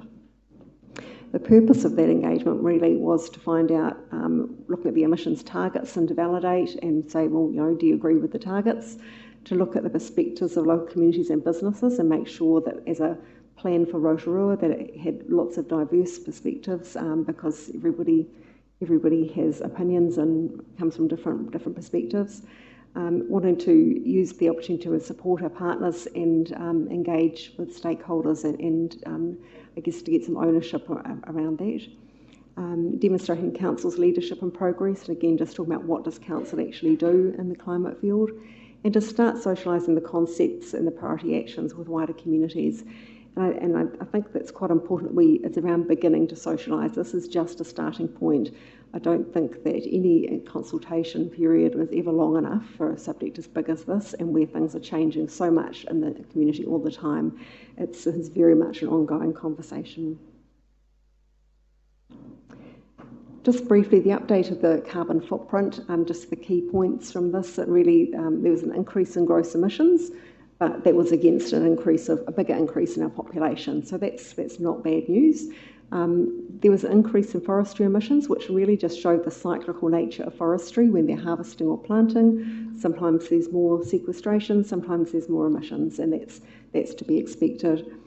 There was a reduction in emissions from stationary energy, and that's really around the New Zealand energy sector reducing coal and natural gas use. So that's great effect for us locally, but actually not controlled or actually even caused by us locally. Reduction waste emissions by 4%, that was a local effect, and that was around the change in our landfill use, so changing to a different landfill and gas capture system, much more efficient, so that was effective. I think it's really important to note that our footprint also reflects the significant rural land nature of our district. We're 80% zoned rural, and that makes quite a difference. It's one of the points I want to talk a bit more about. So consultation feedback. So we had detailed submissions from individuals as well as organisations, including Regional Council, Rotorua Forest and Bird, Federated Farmers, Te Urunga Okea, the Rotorua Climate Action Forum and Civil Defence. On the Kōrero Mai platform, which this is coming from, there was over 500 visits. Of those, 389 were considered aware, means they went there. 135 were informed based on them actually visiting multiple pages or downloading documents, and 36 were fully engaged, meaning they actually responded to the survey and answered these questions. So it's a relatively small number who actually answered the questions, but lots of people saw the material and obviously were interested to look at more of it. So we asked these questions: do you agree with our emissions? And you can see a significant number said no. Of those who said no, a large proportion thought it should be less ambitious, but some thought it should be more. There's divergence of quite polar positions. Do you agree with our mitigation goals? A large number said no, but about a third said yes. And do you agree with the climate adaptation goals? People were less sure actually what adaptation was, I think, and I guess some of this actually demonstrates what the need is for further consultation. I think what's important from this, and to me it's actually quite a stark, we don't like your goals, we don't want you involved at all, actually. And I think that's important to note that 20 of the 36 online submitters, 20 came from a rural address, 2 from lakes communities, and 16 from general suburbs across Rotorua. So we've got quite a strong rural participation in this, which is really good because I think that they are actually at the forefront of climate change, and so it is something which is really important. Some of the key issues, and I'm just summarising here because there were lots of things, I've tried to group them. I think that through those more detailed comments that, there's a lot of the respondents from rural communities at the forefront of the impacts of climate change, and the rural community is really dependent on the environment that is being affected by climate change, both in relation to adaptation or mitigation. There was concern, so I'm just going to talk through more general things. There's concern that the agricultural sector is bearing a disproportionate burden of demand for change to mitigate climate emissions. People concerned that our plan might create additional burdens. They thought that the plan didn't acknowledge the extensive work already being led by the primary sector, central government and other experts. And I really want to acknowledge that feedback. This has been really important feedback to understand the perspectives of people and to be able to incorporate those views and make sure that the way we've presented the material really does acknowledge that. So I hope that some of the change you've made really do acknowledge these points. A lot of the feedback was not specific to the points, particularly the actions outlined. Rather, it was around the debate around the bigger issues, around the principles, what's the role of a local plan in a national context and things like that. I think that a lot of people didn't actually read the tables in the back of what the actual actions were because they got quite stuck on the principal items up the front. And I think engagements has proven challenging with strong views from different perspectives, and there's clearly a need for ongoing long-term engagement, dialogue and education across our communities, and also making sure that's in collaboration with Te Arawa and our regional councils and the primary sector themselves, because we really want consistent messaging and things, and we don't want to be confusing people, and we don't want to be creating havoc with different messaging. It needs to be very joined up. So some of those key issues there, particularly around the limitations of a local carbon footprint. So when you look at our local footprint, it is a little slice of the pie, which is New Zealand, and it happens to have some arbitrary borders, which means that we're 80% rural. And if you compare us to another territorial authority which has no rural things, then their footprint obviously won't have very much rural influence in it at all. So looking at our local footprint, we need to make sure that we're not thinking that means that the rural sector is a big problem for us. It's not. It means our rural sector needs our support. That's basically what that means. And it doesn't let off the rest of the community looking at their transport and their waste and all those other emissions. Those are equally important. But we're not leading the rural sector. That's led by the primary sector. It's led by experts, the R&D on a national level. And there's going to be changes coming. But really, I guess the message for us locally is that part of our community really needs our support. There's lots of change coming, and we're not going to be leading it, and we're not going to be directing things to that community other than what's developed nationally. There were some questions around the carbon accounting issues, and those were good questions, which are also reflected in the Climate Commission's report around is it consumption or production-based measurements. I think the key thing is this is our first document. There's still things changing. It's going to be a living document, and we need to keep learning. It's just a starting point. Yeah, so these are just really some key points. We're the council's part of the community, but we have to work with a whole lot of others, and it's about our community being climate resilient. This is just a starting point, and the importance, I think, of our conversations with our partners so that there's a really joined up message to our communities that's not, getting confusing for people. Some of the feedback challenged what's council's role having a climate plan in the first place? Why are we involved? And basically, council does have responsibilities to prepare our community for and manage the risks of climate change-related natural hazards. It's our role to assess those risks and respond to the challenges and opportunities.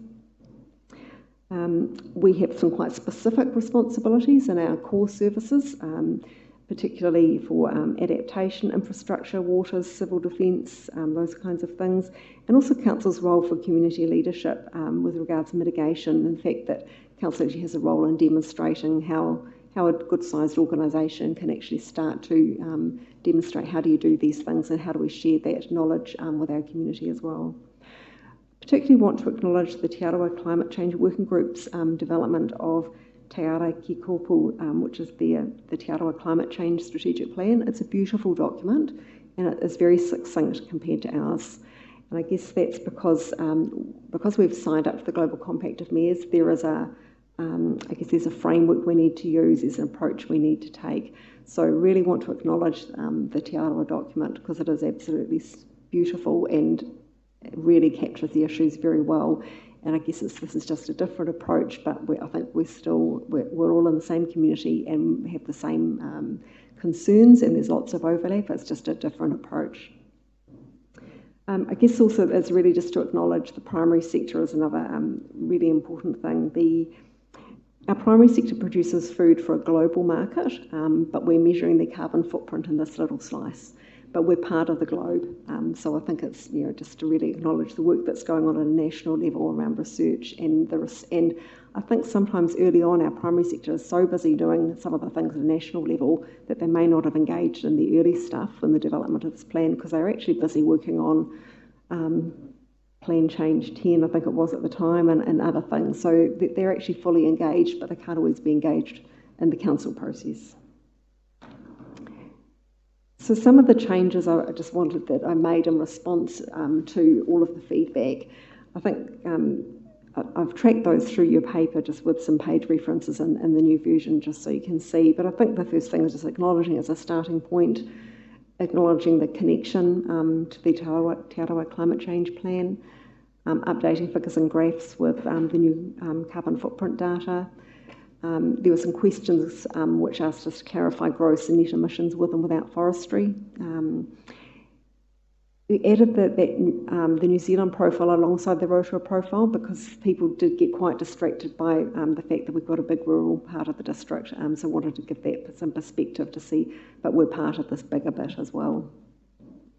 And the people also, around the targets, basically our requirement for the Global Compact of Mayors is to have targets which are no less than national. We're quite a small slice of the pie. I don't see any reason why we do targets any differently.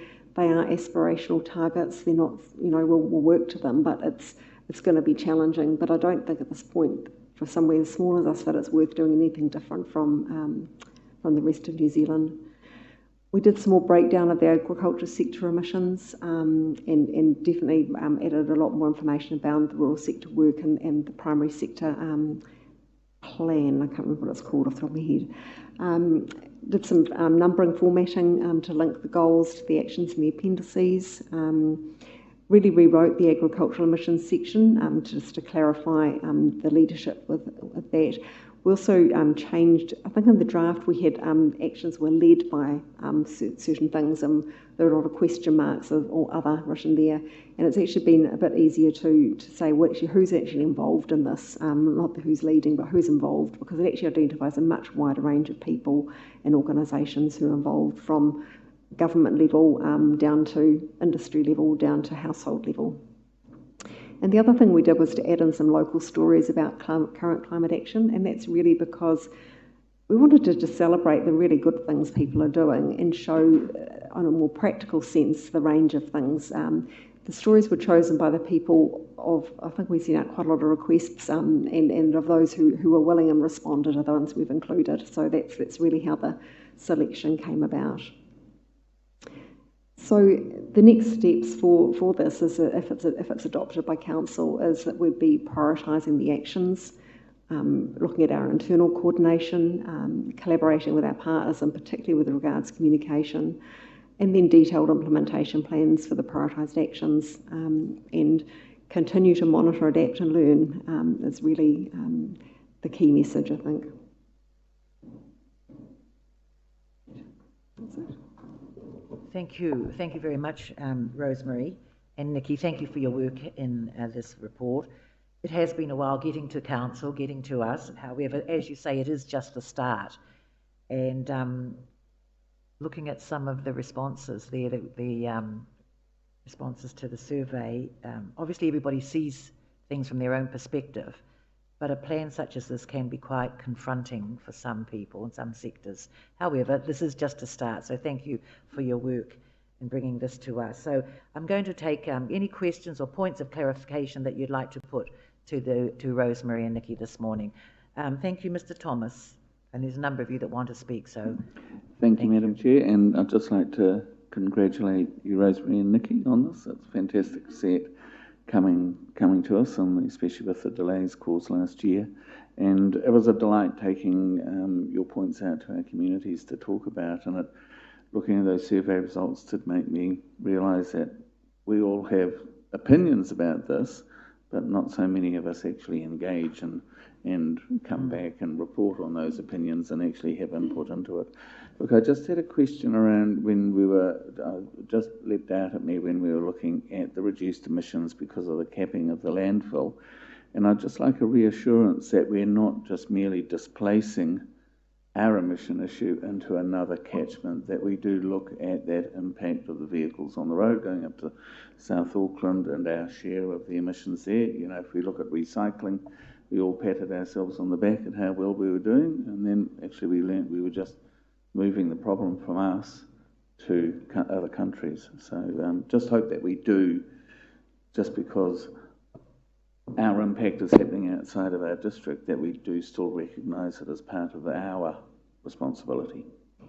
Definitely. I think although we use a landfill in a different district, it's a very well-managed modern landfill, which is why it has fewer emissions. And certainly in that footprint, we're also measuring the transport emissions and things like that. But it is complex. You make one change in one area and it can affect something else, so it's not straightforward. Your wish, Mrs. Trumper. Oh, thank you, Madam Chair. I thought others had their hand up before me. A couple of questions really first. With the new Climate Commission report, how much will that change the report? Have you had a chance to actually look through it? I just want to ask the question first before I actually do something. I just got one other point. I've just had a brief look through it at the moment, but was planning on doing a submission, and I think a lot of other councils are thinking of doing the same. I guess that the Climate Commission is advice to central government, and I think it's really a matter of us watching to see. I've always felt that this is trying to get us in a good position for what's happening so that we can respond to the opportunities and challenges that will come from government. So I think it'll be a matter of waiting to see what things the government picks up and how we can take advantage of that for our community. Thanks. And just following on from that, yesterday I received a letter from Hilary, who is the lead policy analyst for Federated Farmers, and they actually have released a document to all their members, which I will take the opportunity to forward to you all so that you actually get to see where the primary industries are actually sitting with the actual Climate Commissioner's report rather than individual farmers' perspectives. And it's really important that we actually take a real helicopter view of this rather than an individual farm perspective. I think it's just a natural progression, but as we all start to learn about it and take in more information, we'll certainly grow. So I'll certainly release that, send that out. And Nikki, I want to say thank you for all the work that you did with the board and allowing Federated Farmers to have their view. And they really appreciated the ability to be heard. And the changes that you have made to the document has taken everything into account, which had it been released, had all that information gone out originally, I think you may have had some different results in the surveys, because, the first thing that was really confronting was the 67% agriculture. And look, even myself, who had a little bit of background knowledge, it was like, oh my God, that means that the rural community are going to be, taking a hammering where we already are. And the one thing about one of the participants that were delighted to be asked to be in the plan was VIP Realty. Dave passed on his immense pleasure of being asked, and he said that Nikki Carling is a wonderful person. So I said that I would pass it on. Pass it along, good one. Thank you, Mrs. Trumper, and thank you just for alerting to us that there is the big picture that, you know, federated farmers, you know, they bring that collective view rather than an individual, because as I said before, when you're an individual, you look at things, you think, oh my goodness, my behaviour, my practices, you know, my farming practices will have to change, etc. So we all look at things from our own perspective. So it's good to get that, you know, the view from an organisation such as Federated Farmers and also the rural community that you represent. Thank you for that. Your Worship. Yes, well, thank you for this. Two champions sitting at the table of our climate change and resilience response for a long time. Rosemary, in your overview of the report, you went back to 2015. When I see it in here, it really picks up from the signing of the Global Covenant for Mayors in 2018. I just, in future, the timeline of our commitment in 2015, I think, was significant, and it's not really in here. It all kicks off in 2018, but our community knows that we signed up and did a baseline assessment, then came out with a strategy, and our journey started in 2015. And so I'd love to see that in here, because this is a story unfolding.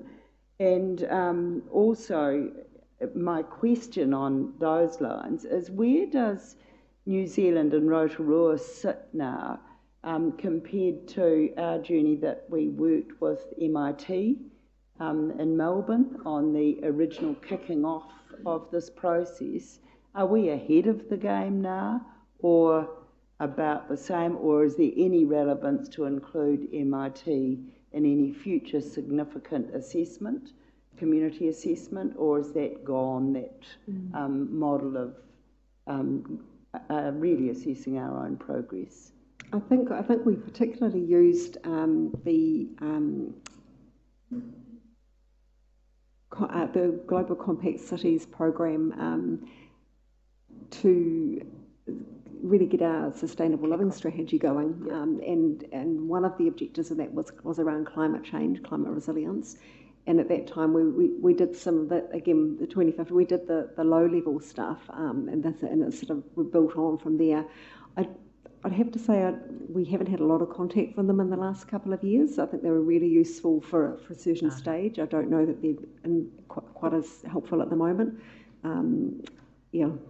And my only other comment is, when we didn't declare a climate emergency, when young people and a mix in our community marched on council and did a march, I felt that we didn't have this document. Now we have. Now we can measure ourselves. Now we can keep judging, are we doing enough in certain aspects of our comprehensive approach to climate change and our actions. So for councillors who thought that we should have declared an emergency, this is a much more substantive and comprehensive approach, and now supported by central government. I particularly love the community engagement. It's the section in here about people and communities in A2, really on something that is quite esoteric. It's our children, and when we say mokopuna decisions, it's our kids wanting to see community gardens. It's our kids wanting to see that we're growing kai. And are we doing enough? I'd just say, we could go faster.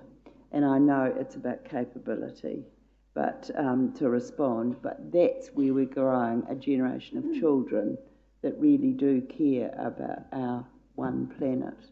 And so it's a wonderful document, and it's very exciting to receive it today, and I'm sure Councillor Tapsell's relieved as well. Thank you, Your Worship. I think, Your Worship, when we didn't declare a climate emergency or climate, I think that we failed to tell the community that we started our journey, as you know, 6 years ago, 2015, and we should have perhaps made it clear then at the time that we weren't starting from scratch. We did make it clear, but I think it was young people that, fire in their bellies about protecting the planet. Thank you. Mr. Berryman Kemp. Yes, thank you, Madam Chair. And yes, congratulations on the achievement. Certainly in the space that I work within, climate change and climate adaptation is a hugely emotive subject. And many would say it's the kaupapa of our time because it will affect us all in an awful lot of ways. So thank you for your work. Certainly we support the adoption of the plan. One comment that I would make, took of the comments from Mrs. Trumper, we know that the agricultural sector has a role to play and needs our support. I would suggest engagement with the Te Arawa primary sector group would be beneficial as well, because I know that they're working through a range of things. I have two questions. Number one, I think, comes back into it. The inclusion of the Climate Commission's report findings into the plan, and I know that that's just come out, but that really is quite critical, and there's a number of ways that will impact in. So I'm interested into how that can be included in the plan, given you've gone through your consultation phase and the reports come out after that. But in the list of adaptations that you had in the plan, I feel not having the Climate Change Commission report will be a weakness. And secondly, one thing with that too, I have a question as to whether or not you feel those recommendations will apply to local government. And I guess one of the things is the decarbonisation of the public fleet, active transport initiatives, that's urban design. So interested about that. And just the last comment that I'd make is this is a rapidly moving space. Indeed, even yesterday, Minister Woods announced a number of initiatives, including apparently a 300 kilowatt fast charger in Rotorua, but a number of things like community e-bike sharing platforms, e-vehicle sharing platforms, and given Rotorua's position as a cycling centre, I think the adoption of e-bikes with that infrastructure is another really strong opportunity for us. So I think I've dumped down three things. Apologies, Madam Chair, but the key question is, how do you think you can incorporate the recommendations from the Climate Commission into the report, given that report, which is still out in consultation, has come after you've gone through your plan?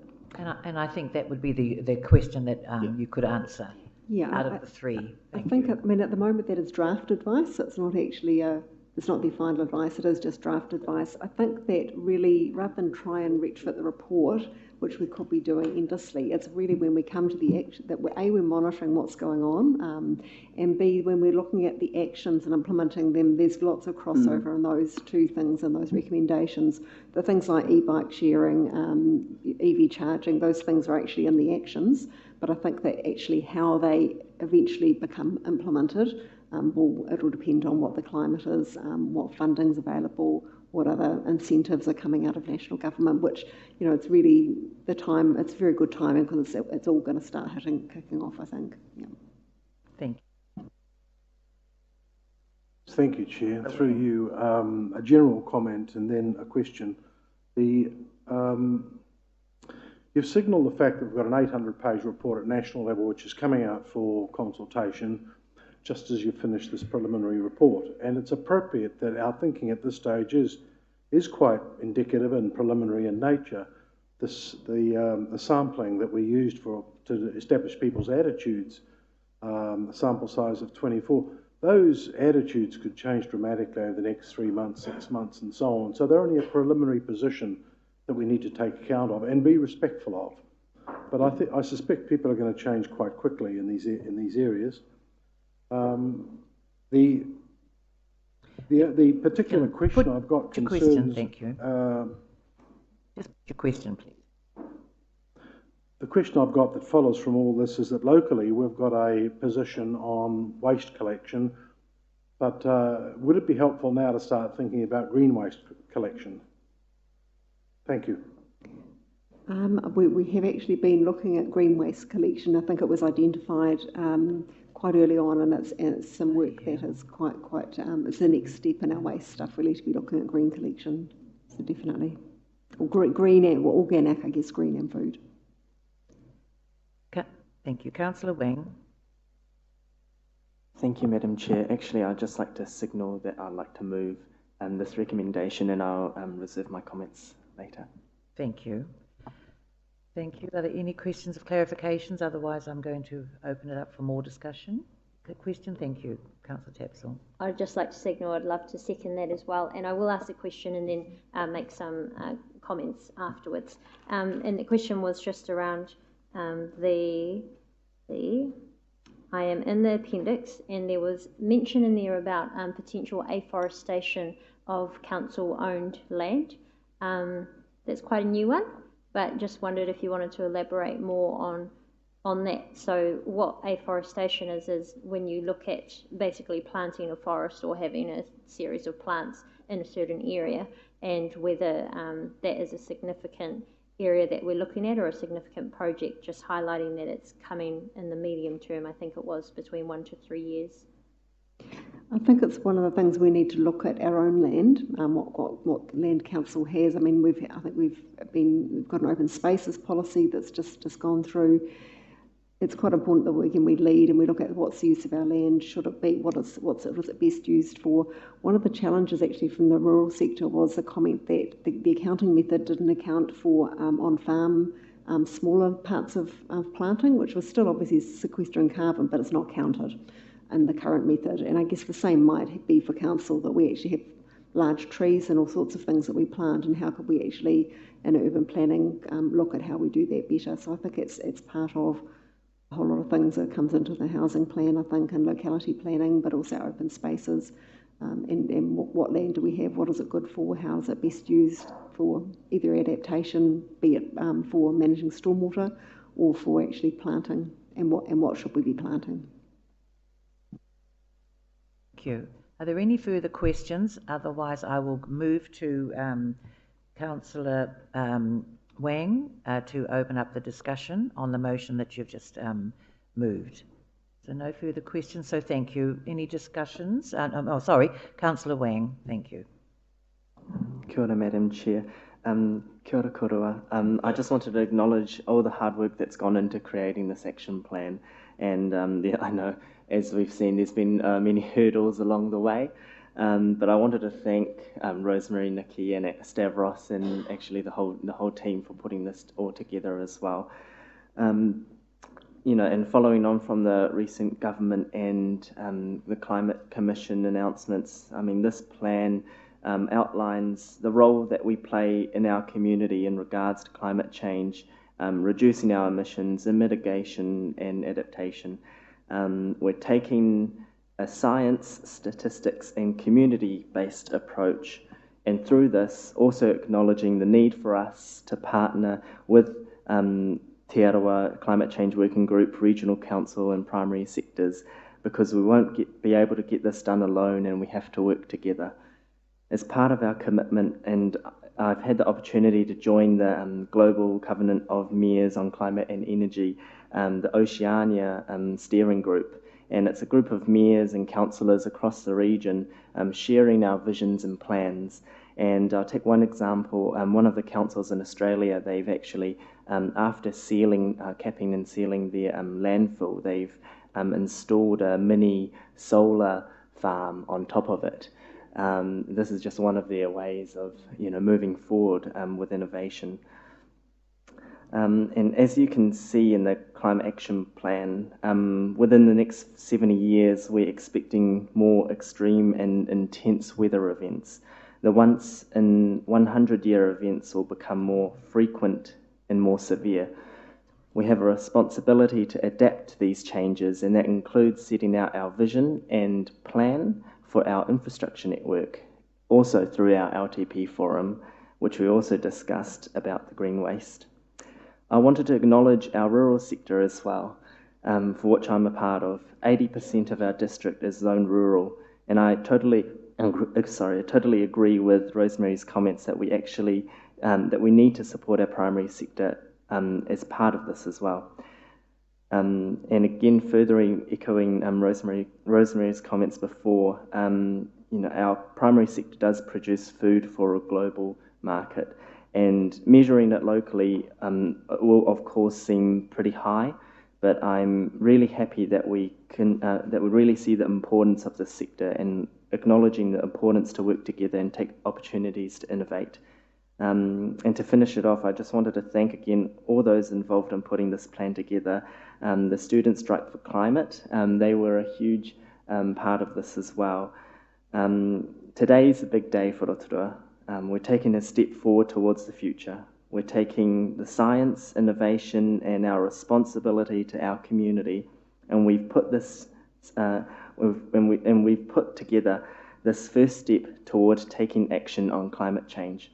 I'm proud to lead this role and to move this recommendation, and really looking forward to further working with everyone on this issue. And so I'd just like to thank everyone here. Kia ora. Thank you. Well done. Yes, thank you. Thank you very much, Councillor Wang. And any other further discussions? Councillor Tapsell, yes, thank you. Yes, thank you, and through you, the Chair. Look, I really want to acknowledge Rosemary, Nikki, but actually all of the staff and council who on an everyday basis look for ways to be more efficient and to be better for the environment. You know, after leading the Sustainable Living Strategy or portfolio for the last 3 years, and even the work that Janet Wepper did before then, previous Councillor Janet Wepper, this has been a long time coming, and it really started with the introduction of curbside recycling, which I know that myself and Mayor Chadwick were really big advocates for. But as we know, the world moves on so quickly, and we bring in these great initiatives, but quickly we need to move again to tackle the next challenges that come abroad. And I think that we've done a great job so far, but I'm very happy that we have such a detailed climate action plan, because we know that through not only the Paris Agreement, the global policy, but also the central government here in New Zealand, and the bills that are being placed and have been placed, like the Zero Emissions Bill, emissions trading scheme policies, that, you know, we need to make a move now, otherwise the moves are going to happen to us and we're not going to be prepared. So when I think about the future for our families here in Rotorua and the environment that they will continue to live, to learn and to play in, I do get very worried. And what we need to remember is climate change is actually one of the biggest risks that we have to council's investments, but also council infrastructure. So it's with that intergenerational equity perspective that we need to make these decisions now. I want to thank our staff for going through and making such clear direction. That's the biggest thing that's been missing in our entire country for local government, is we get given these standards, but we don't get given a way to implement them. So thank you for bringing such a detailed approach to this, so that our departments, our staff and our community know exactly what we plan to do in the short term, medium and long term. So I want to thank you very much for that. And also remind people that, you know, this is what we're doing for council, but it's going to have to be a community effort as well. So for all of us, there's individual behaviours, but I'm very proud of us as a council for taking this leadership stance, leading from the front, but bringing our community, our iwi and our businesses alongside us. So thank you to the staff, and I'm very happy to second this and support this motion. Thank you. Thank you. Are there any further? Yes, Councillor Donaldson. Thank you, Madam Chair. Just briefly, as I mentioned before when we were looking at our assumptions, I'm very impressed by this document, and I think we need to look upon it as a foundation document as we go into our deliberations on our long-term plan. What we are setting in place in terms of investment in infrastructure and the clever use of new technology in infrastructure and how we adapt to be a more resilient community are all underpinned by this plan, the decisions we will make in terms of our investment in infrastructure. So I'd just like to put that out there, that's how I regard this document. It's a great guiding document for our deliberations on our LTP. Thank you very much. I am going to put the motion now, thank you. It has been moved and seconded that the committee recommends to Council option 1 that the Rotorua Climate Action Plan be approved. It's been moved and seconded. All those in favour, please say aye. Aye. Contrary? Thank you. Sustained? Abstained? Right. Very good. Thank you. Carried. Councillors, we'll take a 10-minute break and then we'll resume. Check our phones, have some coffee. Thank you.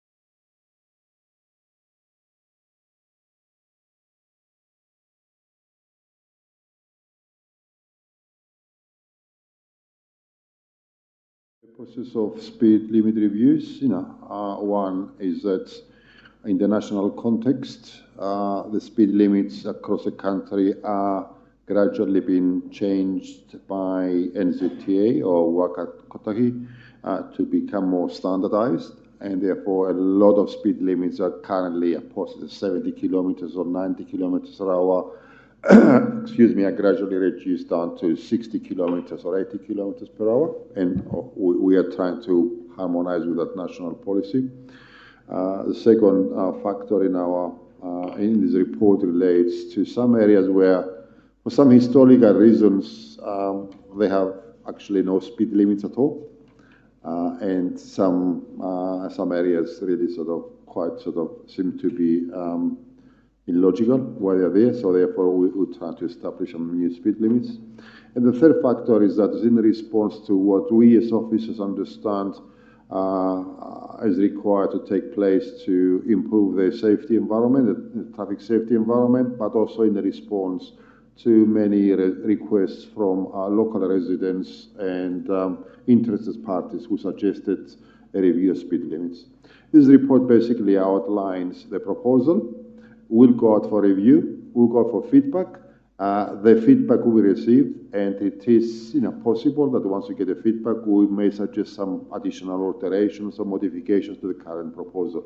But basically, the report suggests that the Council agrees and the committee agrees that the report is adopted, and we commence the consultation process to enact speed limit changes as articulated in this report.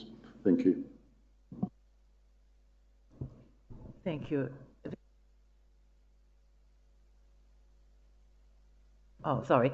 Points for questions for clarification. Thank you, Councillor Donaldson. Thank you, Madam Chair.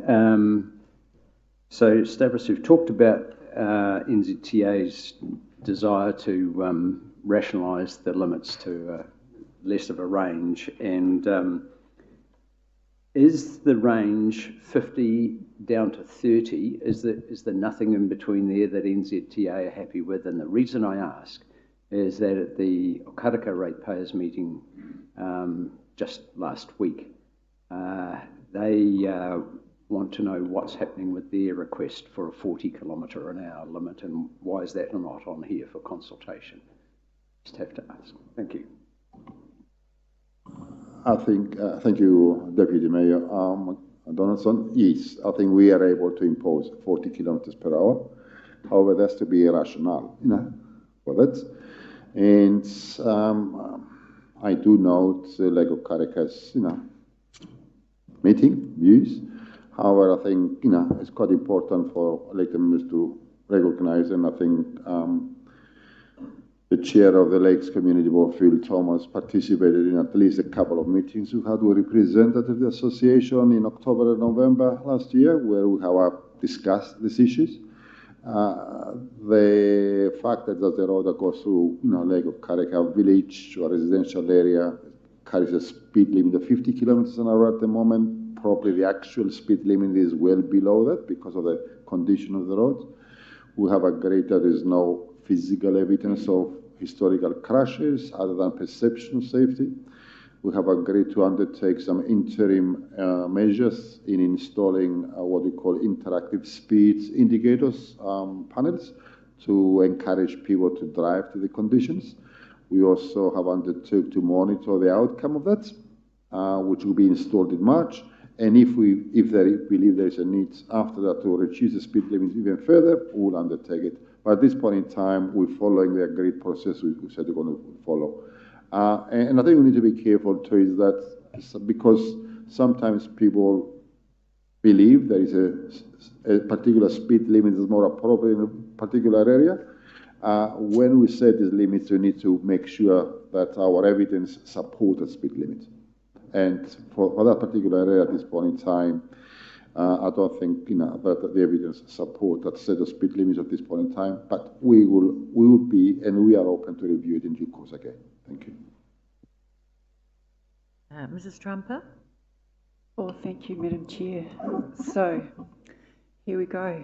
Rural road safety and one of the biggest pushes behind this was for all schools to have their speeds reviewed, and a process was agreed to going back when Councillor Kent was around the table and actually increased it from rere whakaitu to overall schools.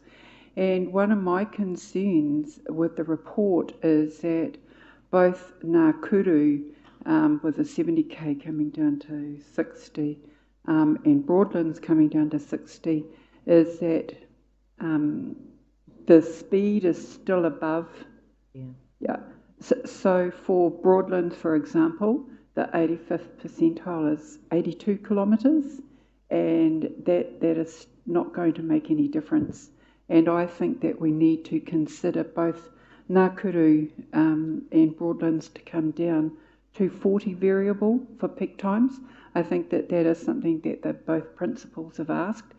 And the reason why I've picked these two schools out of the ones that haven't been listed at the moment is the activity of those children at the school. Even though the school buses arrive on the school side, they actually have to cross the road to use the hall on a regular basis. And in Broadlands, it's a daily basis.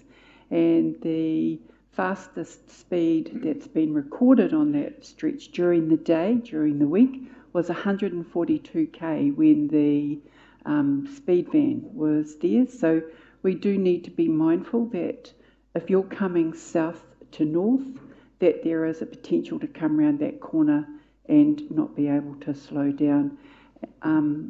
Ngākuru, the children have to walk on the road to get down to the hall, although not on a daily basis, at least a weekly basis, because there is no footpath, and when the grass is wet, especially in the winter, they're walking on the road. So I think that there is a risk that was never observed through the review process.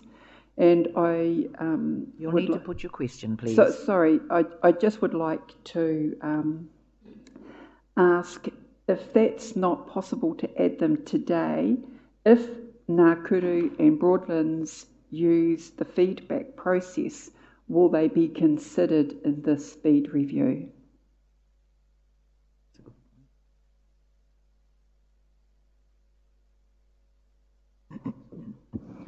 Thank you, Mrs. Trumper. My understanding from the Rural Road Safety Review that was done for schools last year was that the recommendations made by Opus were that 3 schools were being prioritised for speed reduction treatment. That was Broadlands, Waikiri Valley and rere whakaitu. Yeah. So as a result of that, those 3 schools are included in here with variable speed options, which are being progressed under this review. With regard to Ngākuru, there was nothing recommended by Opus at that time with regard to specific speed reduction activity. However, we're in the process of designing a footpath that goes alongside the road that goes from the school down to the hall. So we had conversations with the school yesterday, and it's our understanding that they're very happy with that now. So that one is not part of this year's variable speed sign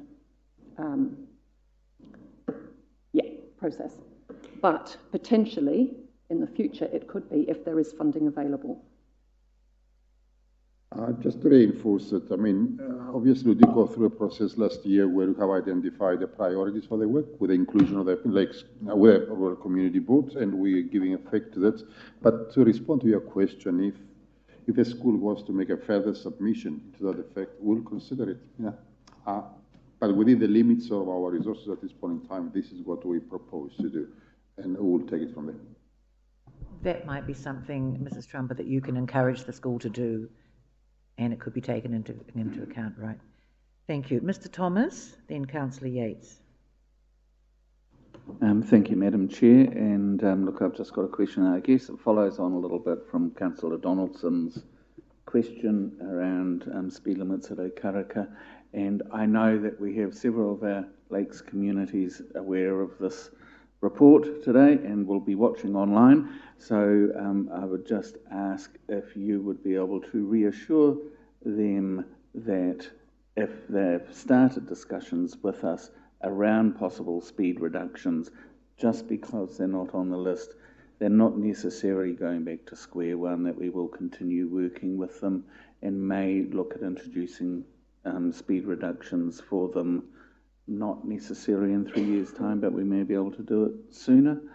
So that's my first question. And my second question is, I'm just wondering if Rotorua School could be included in having the speed limit outside it dropped from 80 to 50k. It is right beside, it is just off State Highway 30 on Manawahei Road.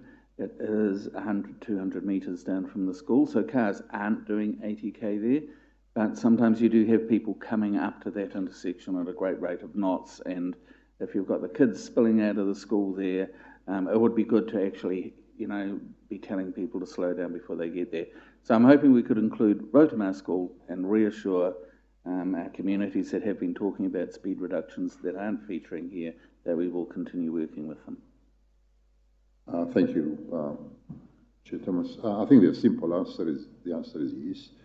This is not a once in lifetime opportunity. This is a live iterative process. As we identify the need and the validated risk, we need to be able to respond to that. And I can give you my assurance that we'll continue to do it. Nick and the team will look into the Rotorua School and see what the options are there too. And obviously we'll talk to NZTA too, because they control the state highway. Thank you. Thank you. Kia ora, and thank you through you, Madam Chair. I notice that for Awaho that a request has come from representatives for a speed reduction measure. I've got a question and then I've got a recommendation. So the question is, did the representatives request 50 or was this recommended by council?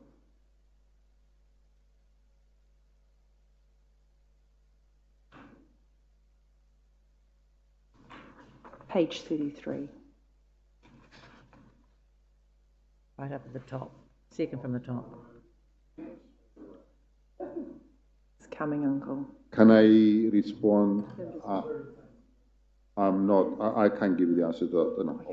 Well, with that, can I make a recommendation that 2 possible treatments upon the entry of Gloucester be brought to 50 as recommended in this piece, and that a further treatment of 30 be extended in front of the marae and also 30 along Maxwell, because when we talk about safety, this is for the safety of our tamariki mokopuna, and the conditions of the road down there are pretty tragic. So I'd hate to see somebody travelling at 50. We're very generous out there and we take consideration when we are travelling, but to see this on the page is fantastic.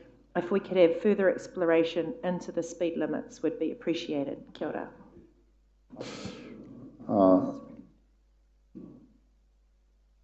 Yeah, thank you, Councillor. Yes, I think it would be useful. I know your recommendation. It would also be good for the community, wants to go for consultation to make a recommendation. Thank you. That's good. Councillor Maxwell. Thank you, Councillor Yates, for recommending that. I support. Still on the same page, I found it interesting looking at all the roads and that, and how the cars are getting faster and our speed limits are coming down, which is good. But on that page, it just seems out of kilter. We got in Rotorua there, coming down to 80. Everything else has been sort of consistently around the 50, something like that. Why is it still so high, I think, for those 2 roads? Point too. It's a good point.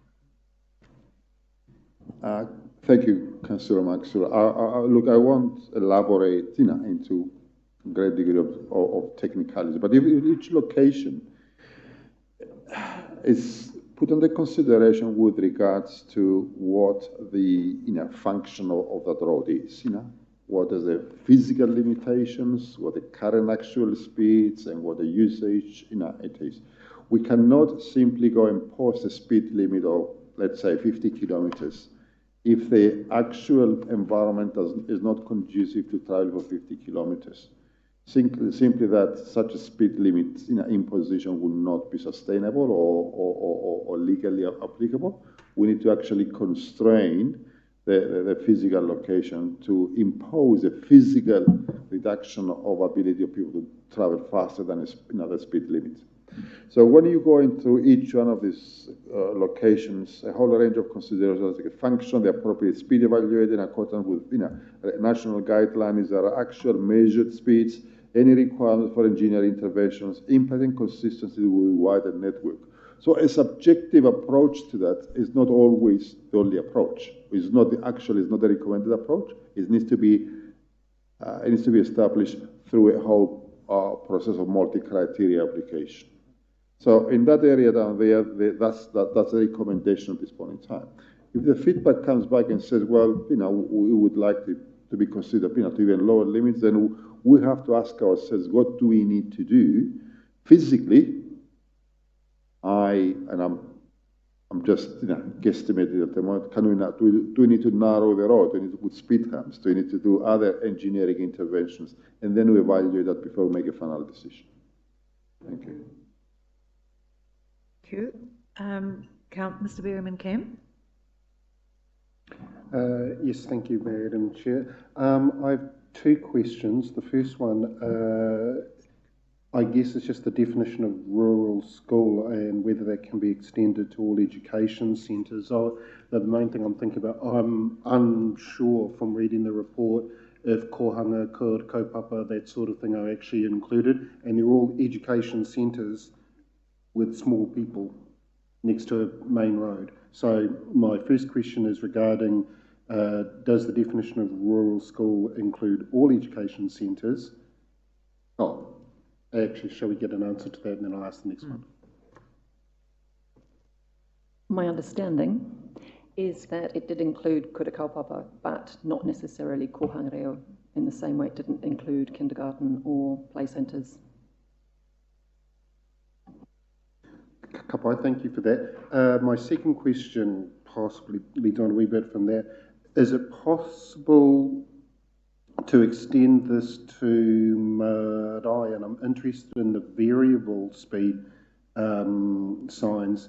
I guess the concern that has been raised is that for a large amount of the time, they may be vacant buildings on the side of a main road. Then if there's a tangi, there's 200 cars parked out the front. So just wondering about that ability to think it's fully support this, but wondering about in terms of safety of our most vulnerable populations, in terms of ECEs, kohanga, marae, community facilities that may have a very high amount of road use at a variable time. Is this able to accommodate that, or is there further development that needs to happen?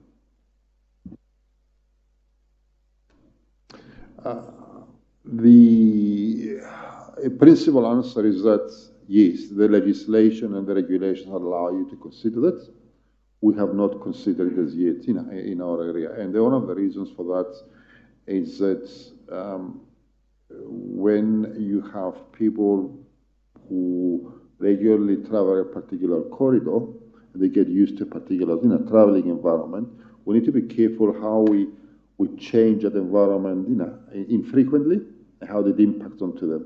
So the answer is that yes, I see no technical reason why we cannot consider variable speed limits outside centres like marae or whatever, but we have not given it a significant thought in this particular process. But there's no reason why we cannot actually look into it. Councillor Kumar. Thank you, Madam Chair. I was particularly concerned about Autonga Road, Springfield, straight road, going up or coming down, you can pick up speeds up to 120, 130, and happens a lot. Could be standing outside. It starts from the top of the shop or even from the bottom, and by the time they get midway, those speeds are picked up. And I'll let Reno talk about the adjacent road as well. I've seen some good road rages there in the last 20 years that I've been there.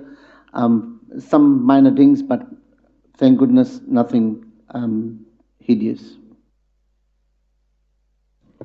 Thank you. Councillor McPherson.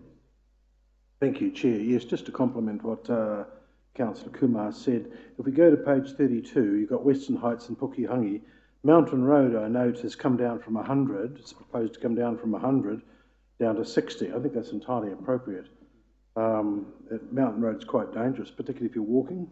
But Pukehangi Road, I can endorse the comments here from Councillor Kumar. That is, the Pukehangi Road rises up and down quite regularly, and drivers allow the speed to run away, particularly that last hill going down to the Utahina Bridge. We've had in the last year or so 2 vehicles going too fast actually tried to break through the railings to get off the bridge because they were just going too quickly.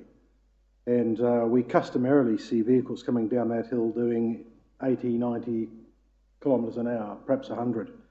So I would suggest that you bring those speed limits back on both of those roads back to 50, not back to 60, because of the dangers involved. Thank you very much. Thank you.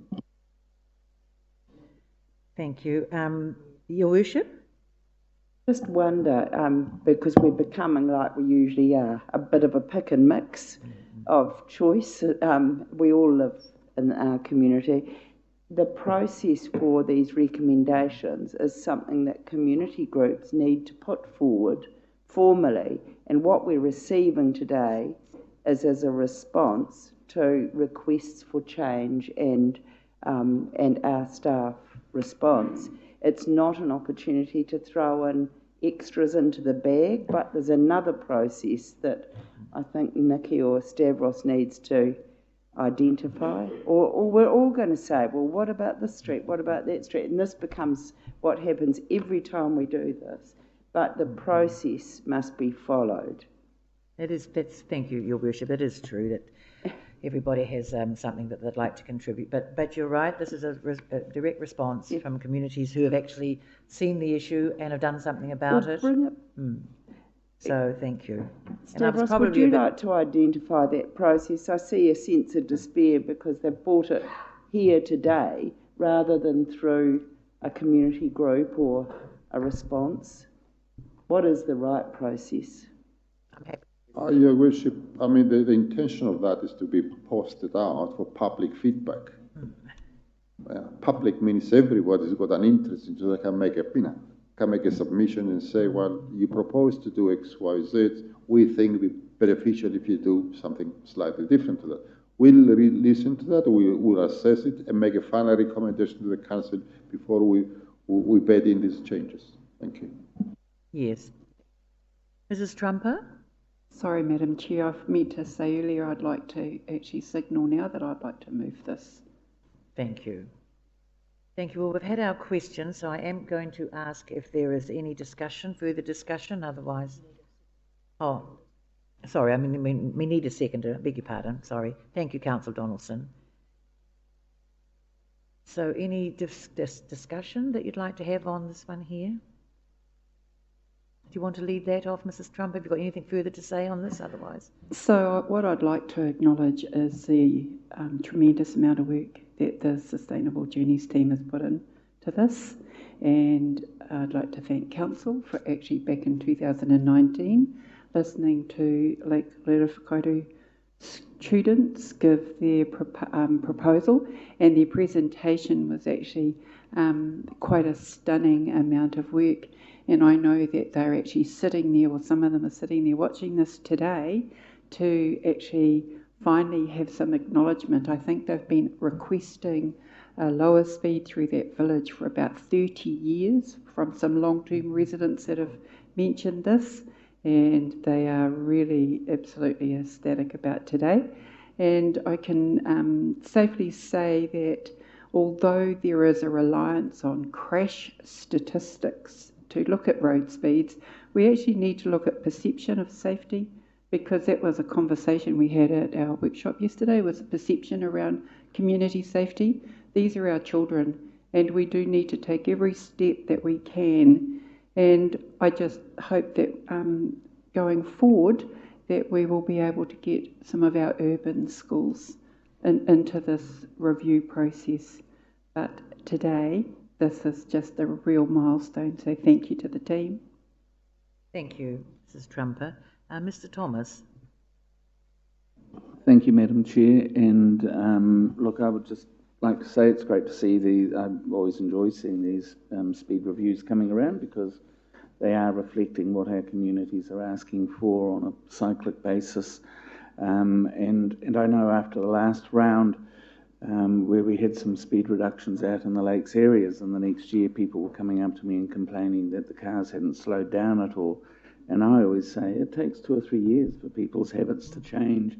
And it has been reassuring to be out in those communities over the summer and see that people are actually travelling slower. So the speed limit reductions do have an effect. It just takes a little while. I'm also pleased to have that reassurance that not everyone will be locked into a 3-yearly cycle on this. Having a bit of flexibility is really important to enable communities that engage to feel that they're being heard. And finally, I'd just like to welcome Nikki to the Sustainable Journeys team. It's been fantastic working with you since you've started there, as it has been in all your other roles. Thank you. Well, it has been moved and seconded. Thank you. So I am going to put that motion that the committee recommends to Council that changes to the speed limits on the roads discussed in Section 5, Table 1 are consulted on in accordance with the requirements of the rule setting of speed limits 2017. Moved and seconded. I'll put that motion. All those in favour, please say aye. Contrary. Thank you. Carried. Thank you. May I now? We don't necessarily need to move into public excluded because we only have the minutes to confirm. But I will ask councillors if they want to go into confidential. Fine. Otherwise, we can just move the minutes as being a true and correct record, unless there's any. Right. Thank you. Thank you. It's been moved by Mrs. Trumper, seconded by Councillor McPherson, that the minutes of the Strategy, Policy and Finance Committee meeting, 12th of November 2020, confidential items be confirmed as a true and correct record. All those in favour, please say aye. Contrary. Thank you. Carried.